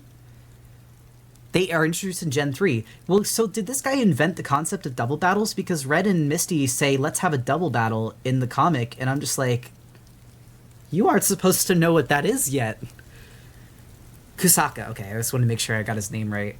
I thought it started with an M for a second. They kind of stole his idea. To be fair, apparently they did that. Lemmy was saying that they did that with Silver, because Silver is like basically just Blue, the girl, from his Gen 1 manga. So, and in the game, Silver is just like Blue. They basically just nabbed his character, and he was like, okay, so then he just made Silver and Blue siblings. I'm paraphrasing Lemmy. I think you could describe it a little better than me. Game vs. Silver is like manga vs. Blue if he had no swag and no cunt. Help.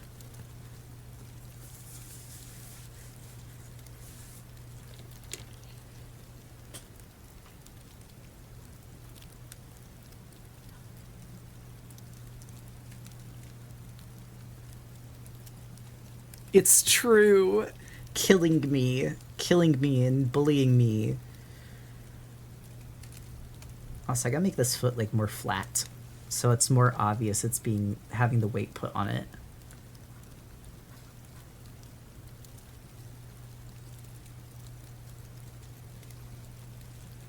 I love Blue so much, but the way Kusaka rates her, oh my god, it makes me so mad.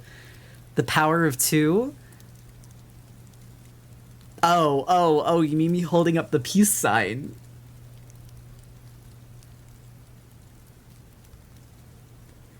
Also, what if I was a little crazy with it? What if I was a little crazy and insane with it? Ah!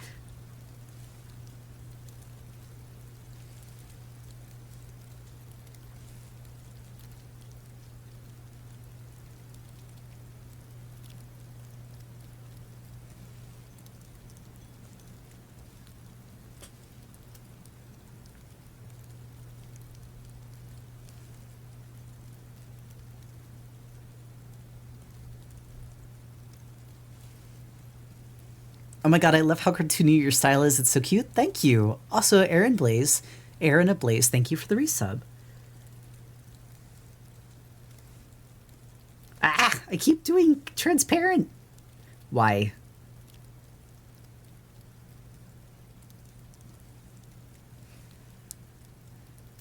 I cannot explain to you how much worse the misogyny gets. Well, considering I was looking at the cover for Black 2, White 2, and it's a picture of Black 2 carrying White 2, like, bridal style while she's, like, squeeing, and he's looking, like, heroic. I'm just like, oh, girl. One of these protagonists is not treated like the other.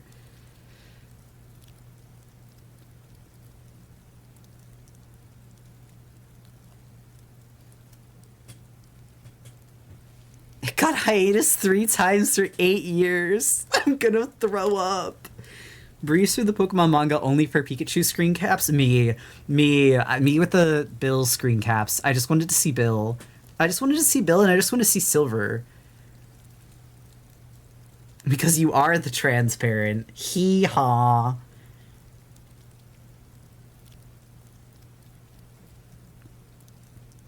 Sounds like the manga is not good.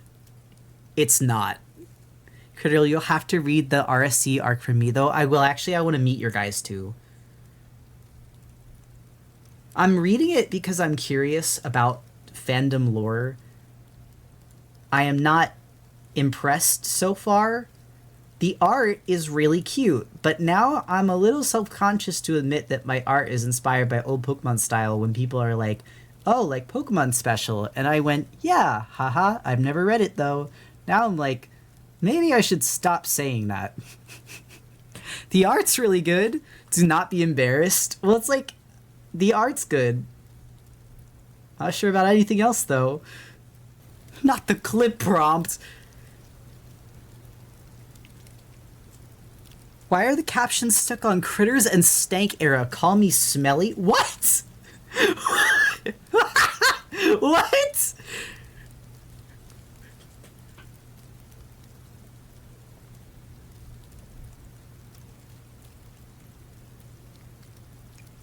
My god just got here what we were talking about. Something familiar. Mato stops drawing for Pokespay before the Crystal Arc because she ends up getting a hand injury and couldn't work anymore. Yamamoto takes it over, and while he tries to imitate Mato for the rest of Gen 2, his art is not as cute. No!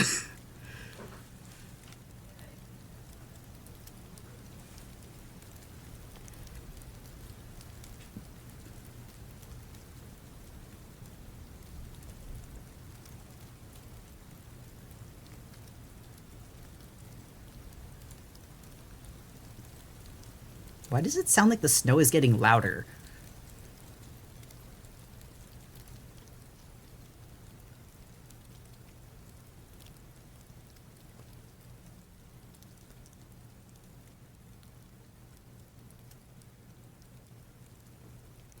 It's getting closer.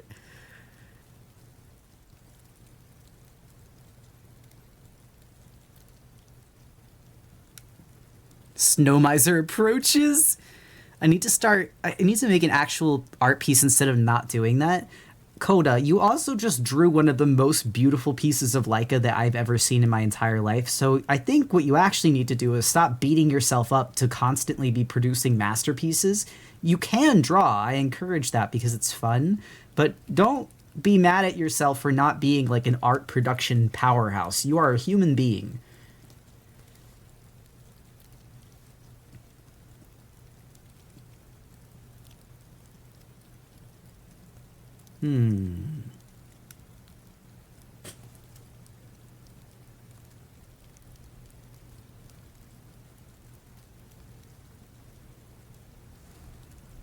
Okay, actually, maybe I need to do it more like here?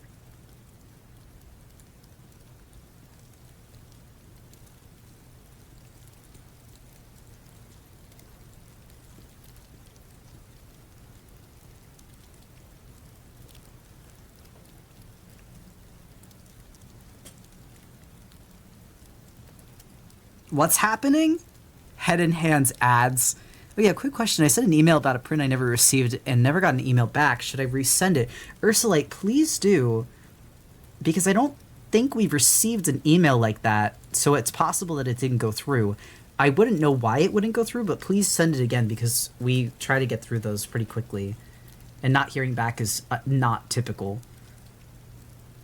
Usually Forrest responds within the day, and if not him, then I usually do.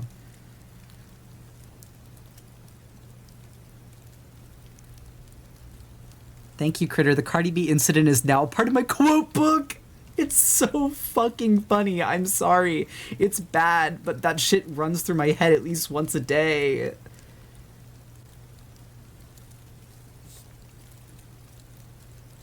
Okay, I think I know what's part of the problem. I put the tail in the same spot, but it really wouldn't be there.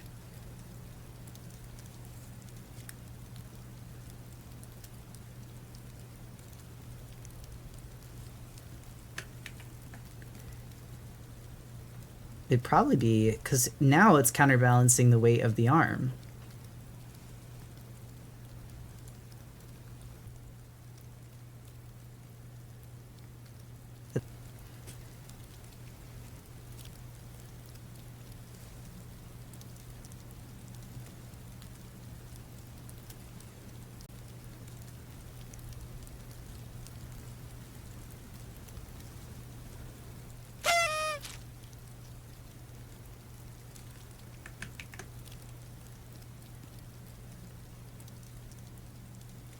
I say not sweet. Yeah, not now, sweetie. Mommy's exactly. It's like that.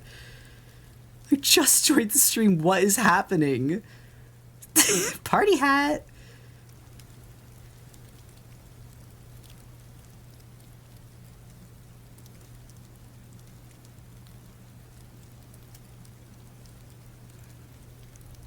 Chat, clip this? I'm not saying anything I've never said before. GLaDOS is hot. I haven't played Portal, but I have eyes and a soul. And a brain that works.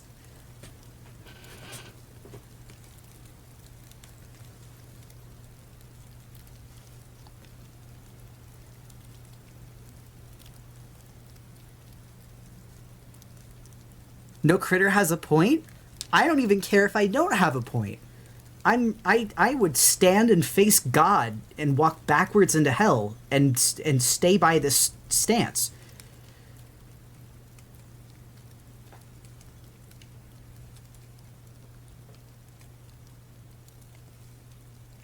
It's not even a point, it's a fact, exactly. It's like there's that post that's like the lesbian that's like, you know, I'm a lesbian, so people always try to make it about being attracted when I say that Gene what's his face, the guy who plays Willy Wonka, the original Willy Wonka, Gene Wilder, has like a raw sexual energy akin to a warlock in Willy Wonka or Charlie and the Chocolate Factory. Yeah, Gene Wilder. And everyone always tries to be like, oh, it's just because you're attracted to him. And they're like, no, because I'm a lesbian. This is just a fact. This is an observation. I'm sorry, what? And they're completely correct.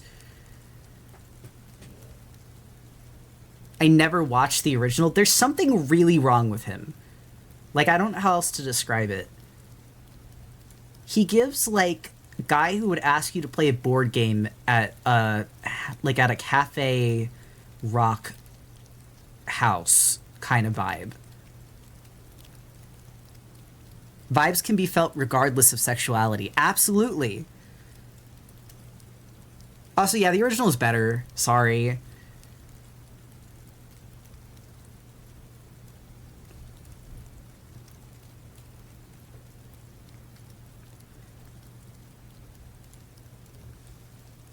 Oh, thank you that the original is better? Again, this is just stating an objective fact. I'm sorry, I don't give a fuck about Timothée Chalamet. He literally looks like a little Victorian orphan dying in the snow. And he's fine. Like, he's not... I don't think he's a bad guy or whatever, but I just don't give a shit.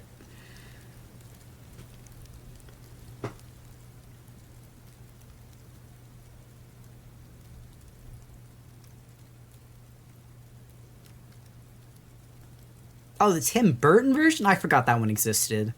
Honestly, I forget that one existed. It feels like every Tim Burton movie feels like a Tim Burton movie. Every Tim Burton movie feels like he was trying to make you know it was a Tim Burton movie, and sometimes style is good, like having like a vibe that your art carries is across the mediums. That's a nice thing, like people being able to recognize you. But with him, it's just like, we get it, man.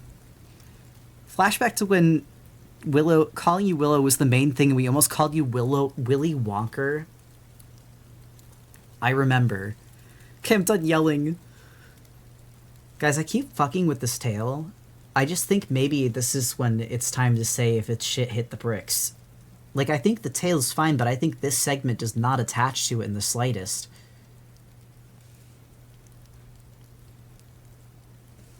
Tim Burton is the mirror world version of Wes Anderson. I'll believe that.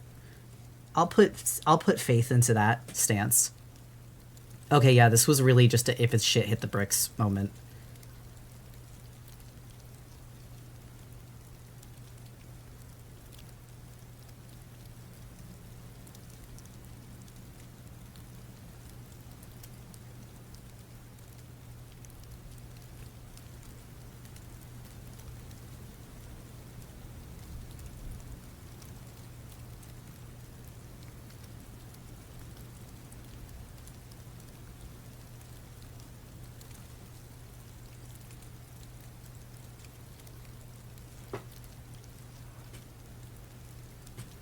Do I like Tim Burton's stop-motion movies? Yes. Am I his biggest hater? You get it, Cody. You literally get it.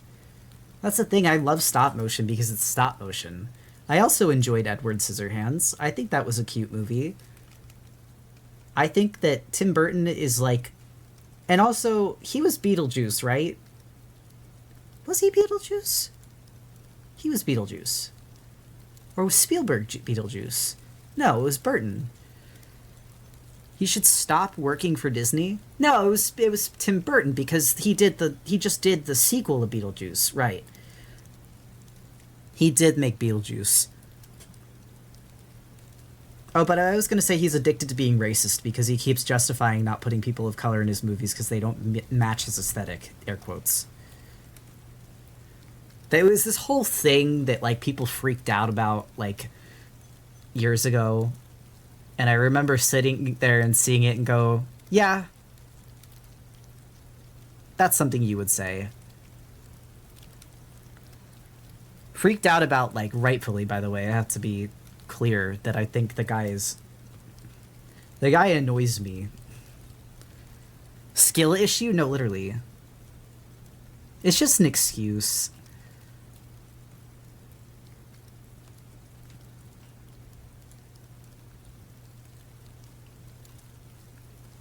It's an excuse and a lousy one at that. Watched Beetlejuice 2 the other day. Nothing happened the whole movie. Geeked up being racist. People of color don't fit my style. Find a different style. I mean, who said that? Or just try harder.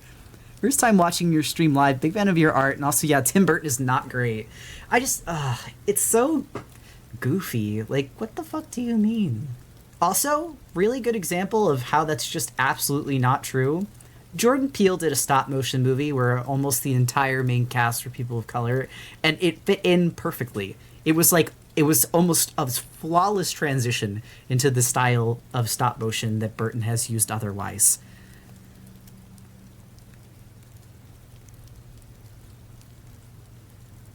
Where's this random layer? Well, I won't be bothered by it.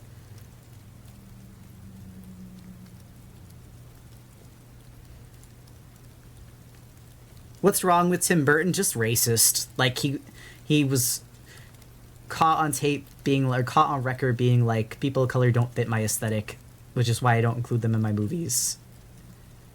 That's like, okay, smelly, stinky, uh-oh, stinky.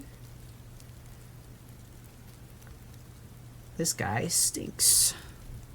Wendell and Wild, yeah. Wendell and Wild was really cute. There were some times with the writing of Wendell and Wild that I feel like I could tell that things have been cut and moved around, but it did not take away from my enjoyment of the movie as a whole. Especially because stop motion is, like, fucking notorious for being long and impossible to do. So it's unsurprising that scenes had to get cut in order to make it feasible to make it as a movie. Like, every time I watch a stop motion movie, I go in understanding that this is not a movie you can just, like, reshoot if you have a scene that you don't wind up liking. You are gonna have to completely redo that shit. So I'm a lot more forgiving of stop motion movies than I am of other movies. Dude's aesthetic is black and white, but won't cast black people wild. Literally! Wasn't Wendell and Wild not Tim Burton? It wasn't. It was Jordan Peele. And what I was saying is that the typical style, or the style that Burton used for his stop motion movies, was very similar to the style that Wendell and Wild used. So Burton's excuse of not being able to include people of color because it didn't fit his style is a load of horseshit, because Wendell and Wild did it without batting an eye. And they did it better. Sorry. Actually, no, I'm not.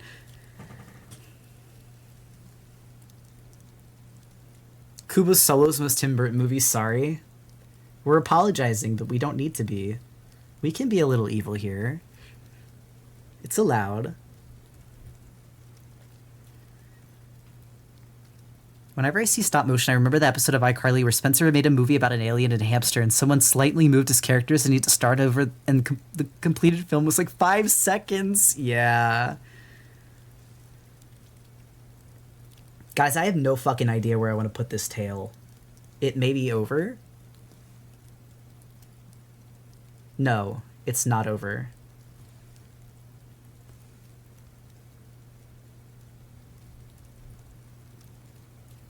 Perhaps I have picked a better pose anyway? We'll find out. It'll be a surprise for you and me.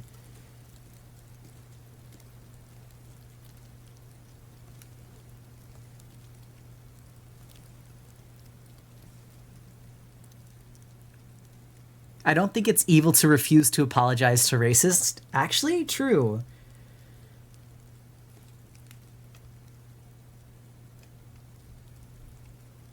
No more being sorry.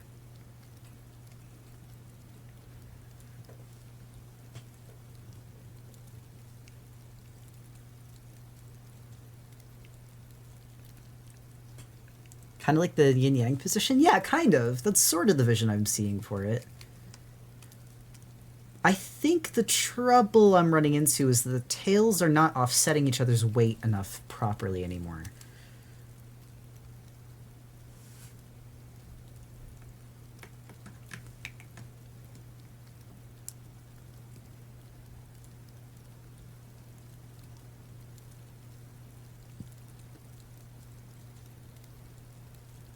Just rotating him.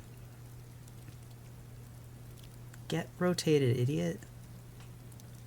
And it's right back to the same position it was in before, but that's fine.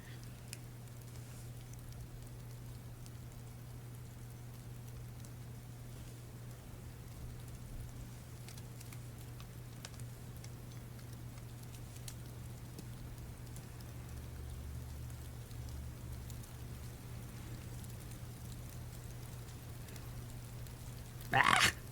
Okay.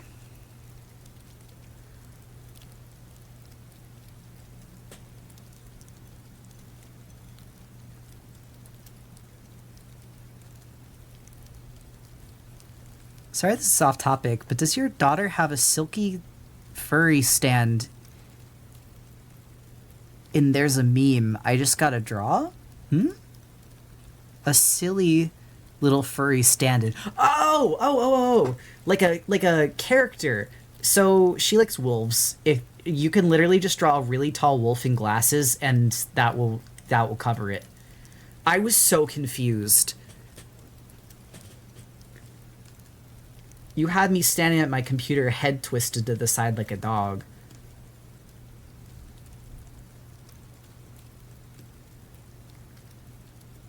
Okay, that eats, though. It's okay. It's so... Don't worry.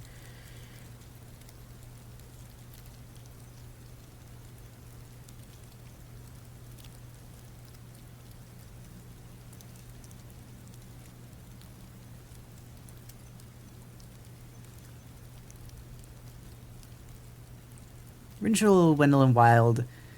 Oh, Willy Wonka just has this air to it, and to be honest, because of Wilder, he sold the entire movie, and the acting of a lot of the kids was really good. Charlie's acting sucked, and I'm not going to apologize for it.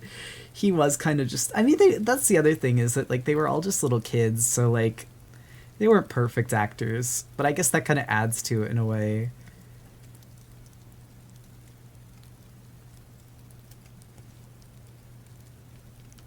Alright, Critter, your whiskers are a tangent line and it's bothering me.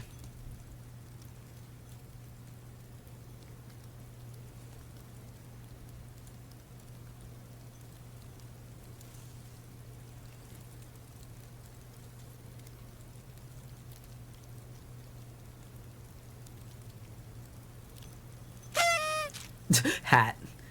How do you even make character even before I figure out the posing? Do you...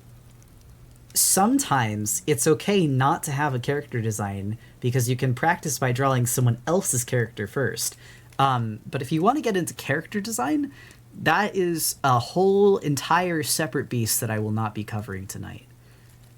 Maybe someday, if that's something that people want to see me do, but not tonight.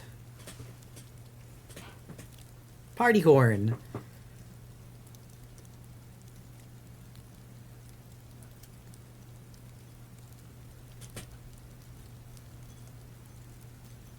Also, hi, Dylan Active. I think they were asking her to stand like a JoJo character. All right.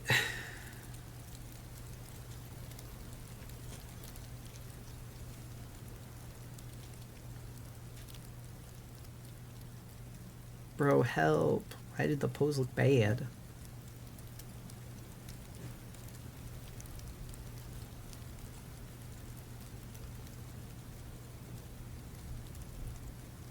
I'm gonna keep playing with this, like, forever. But it's okay. We must trust the process.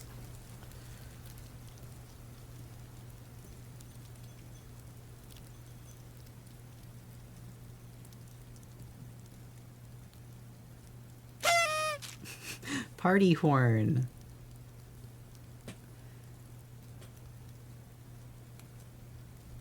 I was gonna say, I think this one might be where we go. Ah, tangent line.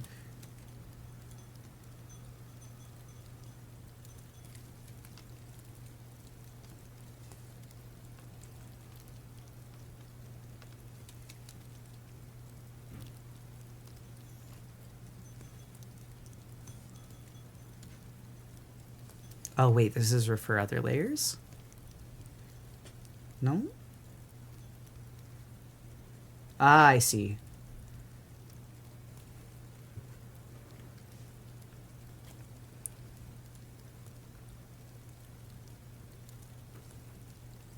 Gah. I love stock horns. They're so goofy. They are really fun. Only thing I'm thinking... Ah. Tangent lines are so aggravating to me. Me too. What's funny is this is a really cute pose. Like, I like this one. I might clean this up to actually, like, render.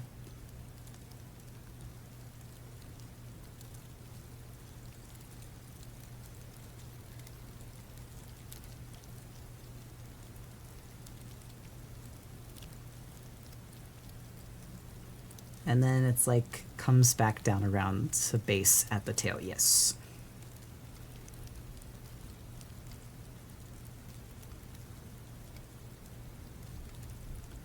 In that case, I could probably even curve this a little bit, just so it's a little more aesthetically pleasing. Yeah, okay.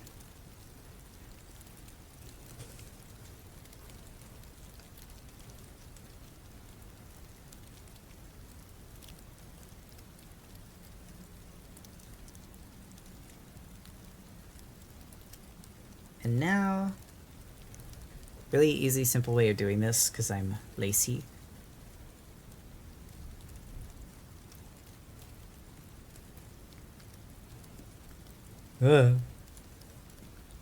Stop that. Stop being wretched.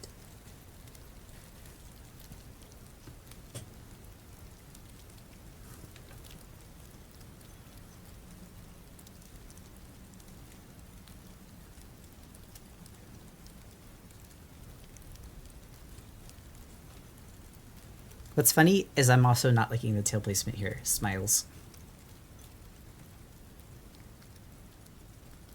Kills you. Wait, I can't say that. Maybe I just, like, have it go behind? I mean, I had it above before, but because the hand is taking up that place now...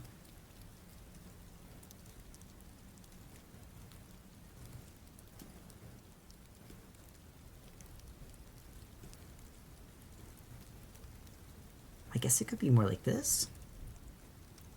That is a lot more balanced feeling, I feel like.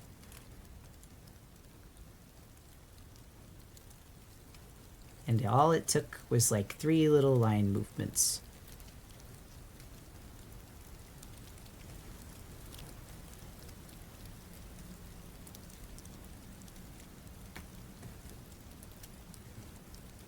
How old is your daughter? She is 16.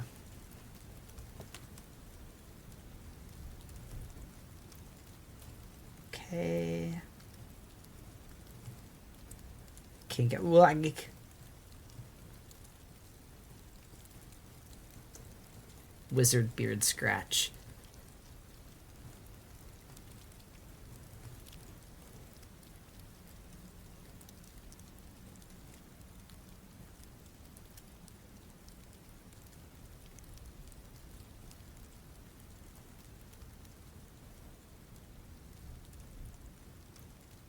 Yes, I would say this is good.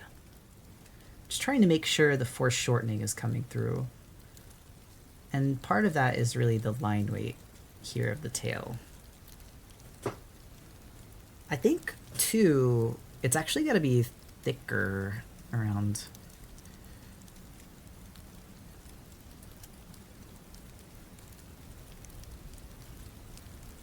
like around here.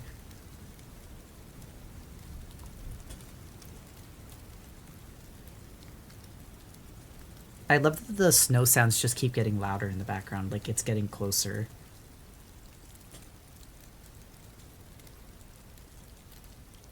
Critter anime is real? Anime? Oh, the other thing I need to do. You. Amata.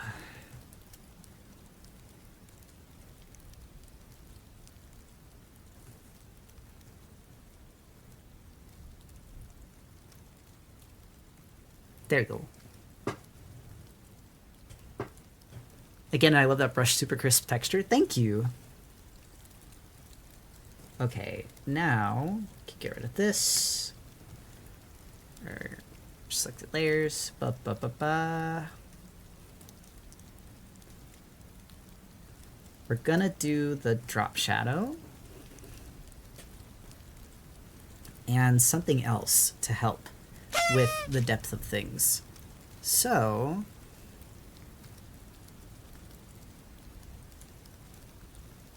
nods. Okay. It just snowed again. My sidewalk! Sorry, I love snow. That's me. That was me. Cheering for it. Okay. So this is an important lesson in foreshortening, methinks.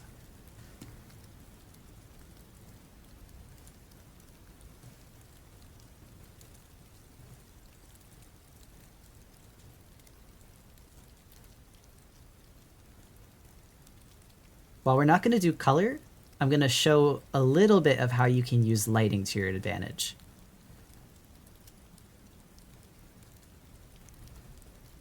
Because I think going into color tonight will be too much.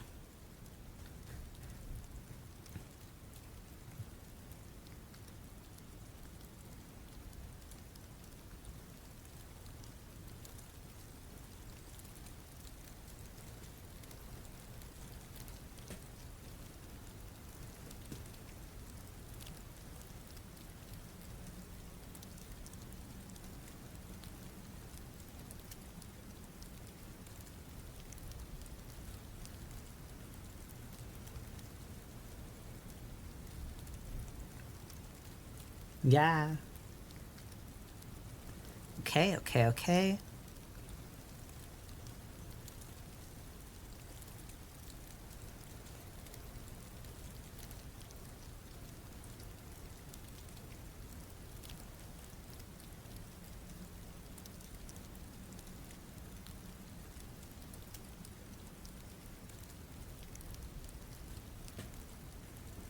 Oh, Toasty Chai, thank you for the resub.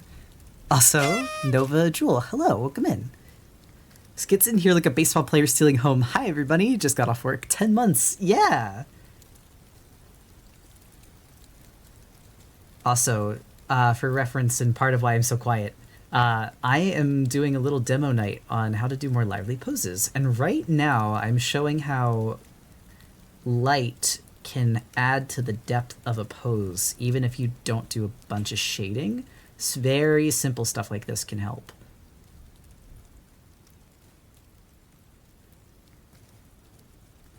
Also, hi, Weird Blade, welcome in. How was your day today? I hope you had a lovely shift. Me too. Too Toasty Chai, that is.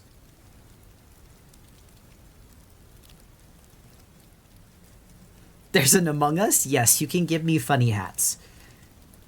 And the Among I are one of those hats. Are among those hats. Haha.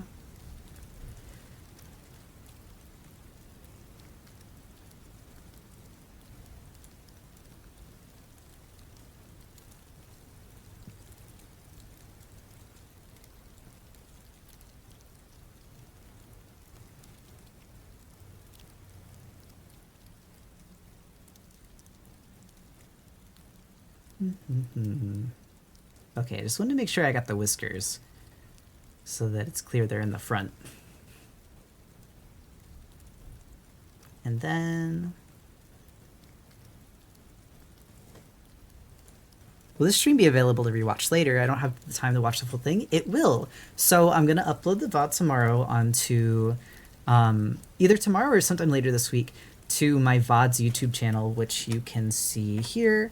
But not only that, this video will be getting edited down into a shorter form YouTube video for my main channel, which you can see here. That will have basically all of the pertinent information, but not all of the chatting and conversation that we like to do. So if you'd like to watch the full thing, the VODs channel is where you should check. And if you'd just like to watch the important information, the main channel is what you should check out. I was hoping you had a VODs channel. I do. And I've been uploading previous streams there. We have a pretty solid arsenal of streams there. If you like to listen to stuff in the background while you work, you can go through. It's not every single stream because I stream 5 days a week now, and that was just getting to the point of being impossible. But if there is a specific stream you'd like uploaded there, you can request it. And if not, then what I will try to do is I will try to get basically the big events, any of the big demo nights, all of those go up there. All right, but I think that is all that we're going to do for this one. And I have to say, this looks pretty solid. Compared to, let's see, this was our previous iteration.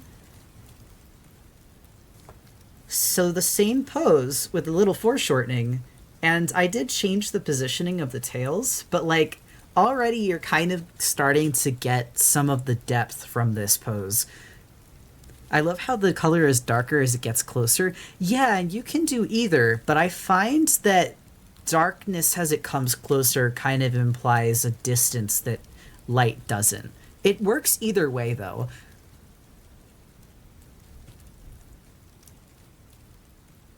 Pokemon from Memory video, my beloved. You're never going to guess what we're working on right now. Now pull up the original standing guy. Absolutely, I will. You never have to ask me to do that. Or you have to convince me to do that. Alright, wait, that's not even the original. Here he is. Oh, wait, that's not even the original either. Here he is. The guy. Kind of invokes atmospheric perspective. Fog is a lighter color than most things. Exactly. You could also do saturation levels. Nods, nods. Meme-worthy image. This is the YouTube thumbnail. Say cheese, guys. We're in the YouTube thumbnail right now. I do have more things that we can do, though. I do have more things that we can do. Oh my god, we're on our last bullet point! This is the last one! I totally forgot! No way. No way. Okay. Do you already say that? I didn't hear it. So the last bullet point that I had was just in using environmental flair, essentially, or like, hold on. Actually, let's put it this way. Implied environmental flair.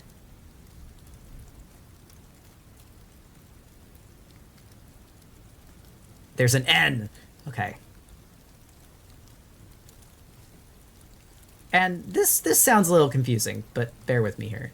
Just because you don't have a background in this piece doesn't mean you can't imagine the space in which this takes place. And that's going to be pertinent when you get to the lighting, which we're not covering tonight, and the coloring, which again, we're not coloring tonight. But what it will cover is what other things you sketch as part of the piece. So for example, since Critter has these paintbrush tails, we could have Critter splattering some paint with their tails. And in doing so, we can create kind of like a natural framing for our piece out of just some things that are going to be in the environment already because of who the character is. It's just like a really tiny way you can add a little bit of like spice to your drawing without having to do like a whole like rendered background. And also kind of like beef out your framing and stuff like that. Biblically accurate Critter. So let's fill in some of these little speckles.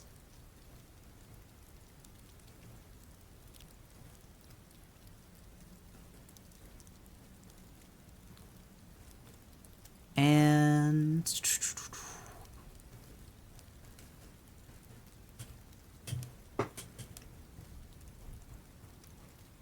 now it's a Puzzles and Dragons splash. I mean, yeah, basically this is how when you talk about doing like lively poses without a backgrounds and like making an interesting composition, that is basically what splash art is. If you can learn to do this, you can make gotcha splash art.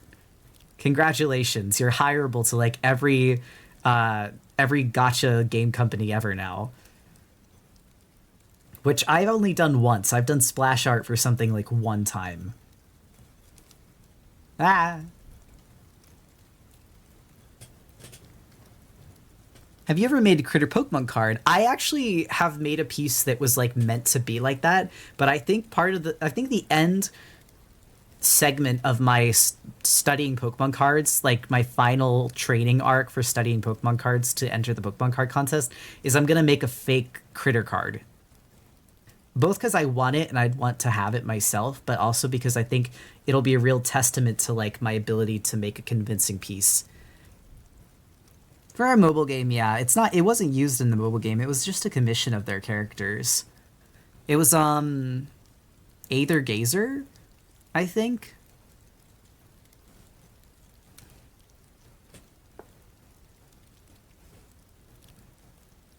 Also, fucking Fate Grand State Order just recently asked me to do something for them, and I was like, no, thank you. But not art. They were asking me to do a review, but also they're like, you can't tell anyone it's a promo, and I'm like, that's illegal.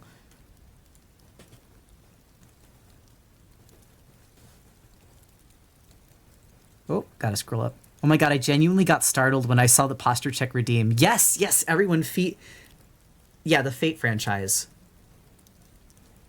I don't care how much money you're gonna give me. I'm not lying.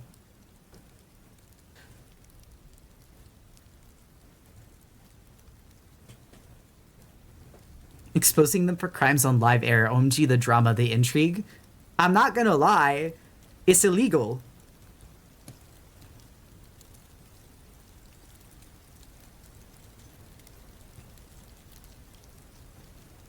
Thank you for the posture check, and also I'm going to sip water.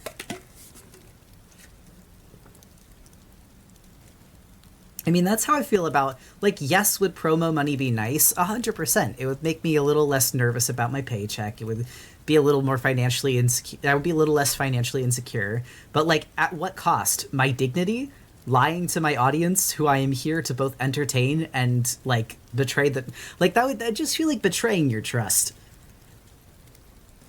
Grabbing water as we speak. Cheers. Like, unless I genuinely think that okay, you know Markiplier's, like, Honey rant, where he was like, I don't trust Honey, where's the money coming from? That rant made me realize that I feel like a lot of content creators don't look into the sponsors that they take. Not him. Like, clearly he actually does some thought about it, but it made me think about when eventually I wanted to be a content creator. When I saw that, I was like, I need to be sure that if I ever take a deal with someone, I know exactly what I'm getting into and who I'm getting into bed with, because that's like, I don't know, I feel like it is a little bit the responsibility of a content creator to look into the people. See, it's not just like, oh yeah, get your bag. Like, you're showing people their content. Isn't Honey getting sued? Yes. And he was so damn right for it. Absolutely. I still think Markiplier is a psychic. I think that he's just a clever guy and he's been in the business for a long time. And, you know, people, like, think he's, oh, hee funny Markiplier, because he is. He's a YouTube game player, as am I. But you don't get to the point where he is for no reason. That's why I don't do sponsorships. I've gotten plenty of emails, but they're always shady companies like, no thanks. No, exactly. I've done one sponsorship with the tablet company because I genuinely wanted to test their product, but I don't think... And they were nice. They were very pleasant people to work with, but I don't think I'd do it again because it just was a lot of time and not worth what I got out of it. I also didn't get paid, so, like, that was... They did let me keep the tablet for free, though, so that was... And they were outright about that. They said that that was the payment, and I was like, okay, I'm curious. It was not like they didn't pay. I knew what I was getting into when I started, so be very clear. But after I had done it and like finished the video and the review and whatnot and like done the giveaway and stuff, I was kind of like, it was nice to try, but I don't know if I do it again.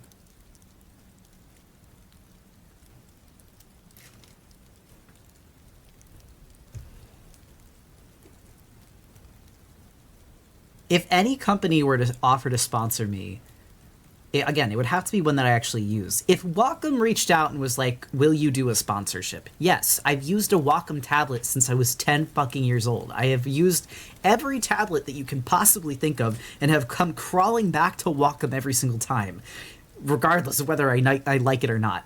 That said, I don't think Wacom needs a sponsorship. I knew Honey was a scam from the start, but until now I didn't know how their exact income model was. Nods. Also, Martin Mars says he's an incredibly intelligent dude, very business savvy, and that's evident in how successful he is. And I'm one to listen to him 100% of the time, if I'm being honest. No, really. Markiplier did beat Buckshot Roulette on his first try. Well, game knowledge aside, he also has a really good, like... He gives criticism to games in a way that is both friendly and honest. He is never mean. He's never like outright like, well, when he was starting out, I think he would get angry at games sometimes, but I think as he's gotten older, he's mellowed out a little bit and he's found a way to like criticize things without like letting his upset with something being dysfunctional be. And that is to no fault of his own. Like, it is frustrating when you play a game and it doesn't work and it feels unfair, where like it was made poorly. But I think that after having played enough games, he's kind of gotten to the point, he's got a vocabulary about him now. He can figure out how to explain things really well, and it's really fun to watch. It's what makes watching him play games that are even like not very well made entertaining still. I feel that way about Manly too, where Manly is like very forgiving of games that are maybe a little rougher around the edges, but he won't like hold back and be like, oh, this is the best thing since sliced bread either. Like, he'll point out the things that they could do better with, and then he'll replay the remakes, and it's nice. Watching him play Security Breach was so funny. That game was so broken. I like felt bad for him. Like, at first I was laughing, and then I was like, man, I almost don't... Like, you don't have to do this if you don't want to. Alright, let's see. Let's see how we cooked. I think I could have made this more round, and I think this is actually something we can kind of do if we get a little bit, like, of a free transform. Or is it distort? No, it's not that. Hold on. Which transform tool is it?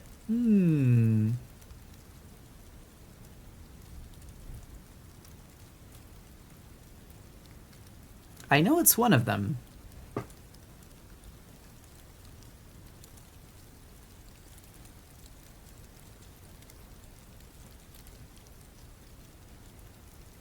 Maybe I do transform? That might be... Honestly, this might be the best way to do it.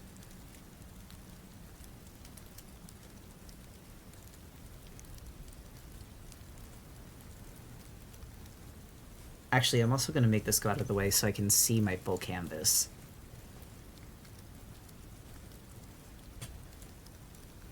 I love how Manly gives amateur art a decent shake. Bro is genuinely actually the GOAT. Got his pulse on the trends in the hard game on lock. No, absolutely. It's because I think he knows what he's getting into. He's not harsh to things for no reason, but he's, like, not overly, like, forgiving either. I also think that's why he plays a lot of, like, games before they become big, because he's willing to give stuff a shot even before it's made a name for itself, where some others aren't as on the pulse with that. Like, he played the mouthwashing demo back when it came out, and that's actually how I got into mouthwashing, was I watched him play the demo. Now, I had also seen how Fish was made, so I knew the devs were already good. Alright, there we go. That's more of a circular movement. Totally not making fan art of you right now. I thought that said fun of you right now, and I got scared. I was like, what did I do? But thank you, Rose. That's so sweet. I'm so sorry I got scared at first. Also, hi Critter, are you able to live and support your family off doing streaming videos alone? Or do you have another job on the side? Asking because I hope to be a full time artist myself. So I do support my family off of art. And actually, very recently, Forrest started working with me as an employee um, of Four Leaf Island, which I am the boss of, which still feels really weird to say. Because where we live is not really safe for him to work in any of the stores. We do not live in the best city. So this comes with a few different things. Also, I promise I'll do like a little final speech on the demo really quick. I'm just gonna finish this preamble. Um, where we live is pretty cheap because it's not very safe, and we don't really have a choice not to live here right now because we moved here to take custody of our kid. Um, our kid wanted to stay in the high school she was already in, so we were like, okay, we'll stay around even though this is not the best area. And it wasn't until very recently that that wasn't the case, that she didn't want to stay in her high school. So we've been here somewhere that rent is cheap, which has made supporting my family a little easier. If we were to move and live somewhere more expensive, if we were to live in California, if we were to live in any of the higher rent areas in like New York, New England, that kind of area, I don't think this would be as feasible right now. I don't like to jinx myself and like say, then like toot my own horn. But I think if like things keep going well and things keep going as I'm projecting they'll go, I think in the future we may be able to move somewhere that's a little nicer, and that it would be feasible to live pretty much anywhere we would want to, with the exception of expensive places like Cali. But yeah, it's possible. I just think that it's not going to be possible right off the bat for an artist to support themselves fully off of their creations. And also, you should focus on the things that require the least amount of manpower but pay you the most if you're working by yourself. Because I'm lucky enough to now have my boyfriend helping me, but most people don't have that. In love with this critter art? Thank you. Anyway, I can get back to doing my little comparison thing for the end of the stream. Man, that really does like fill out the piece. Okay, hold on. You can get rid of the thumbnails. Actually, wait, maybe I shouldn't get rid of the thumbnails. Hello? I think I deleted it already anyway. Well, it's fine. Get rid of the grid. There. There it is. No. Keep hiding the wrong thing. There we go. The original versus the final of the same pose. I feel so informed. Well, and the other thing we can do, if we wanted to be really crazy, really like insane fun with it, is you can like rotate it a tad. And then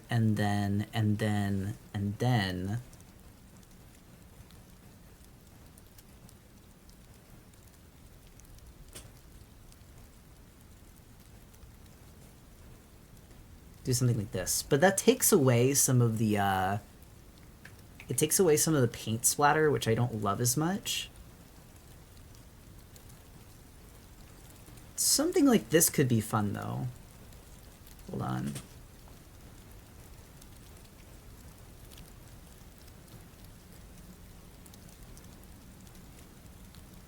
And then I feel like you would need to take it down a bit to include the bottom.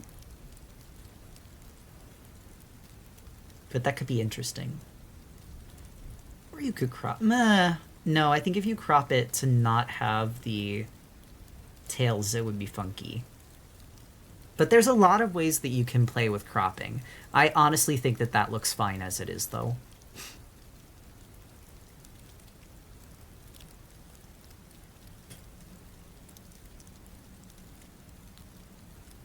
So cool, the Goobster. Thank you. Critter gets turned into a gacha card reel.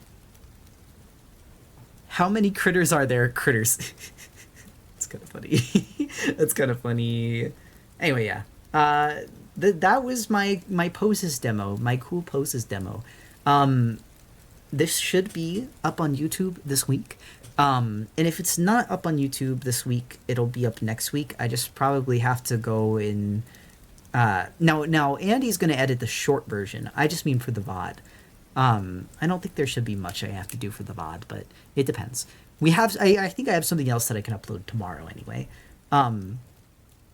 This was a short stream. It really was. I think it's because I actually had like a script, so I knew what I was going to say for it, which made it go a lot faster. But in a sense, it did make it so that it was much more straightforward and much more bite-sized. But then anyway, thank you everyone for coming. I think I'm gonna go to bed. Would you put them all next to each other for comparison? Yeah, sure. I can do that really quick because it's still pretty early. Let me just... We don't need this grid plane anymore. Okay, so what I'm going to do is I'm going to put these all in a folder.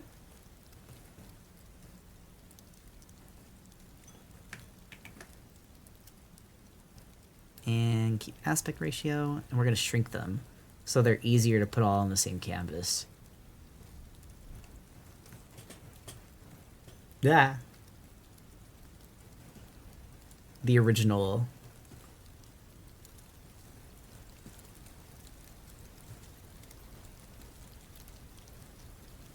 I wonder if I have to do this staggered. How could we get these all? This in itself is a framing challenge.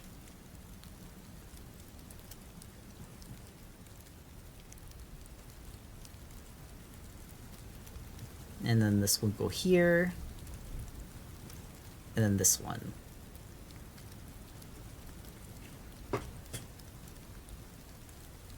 Anyway, yeah, Digimon evolving. I might actually post this with like explaining what each step was. And then just maybe not like a full explanation, but like I could go through what each step was and then maybe I post this when the YouTube video's up so that it promotes it. Yeah, anyway. I think that it is time. Hold on, I'm gonna snooze ads real quick. I'm gonna snooze ads and I'm gonna switch us over to chatting. Thank you so much for coming. Well done. And tomorrow night, we're going to be working on thumbnails for a few different things. We're going to be working on the print club piece. We're going to be working on a thumbnail for a few different YouTube... why am I in gaming? Well, it's fine. A few different YouTube videos. And then the void. I didn't notice when the drop shadow got tilted, but it looks so good. Yeah! But yeah, we'll be working on some thumbnails for stuff. And then I think probably a commission for a friend if we finish all of that. But we'll see. I'll see you tomorrow. Thank you all for coming, and I'll catch you next time.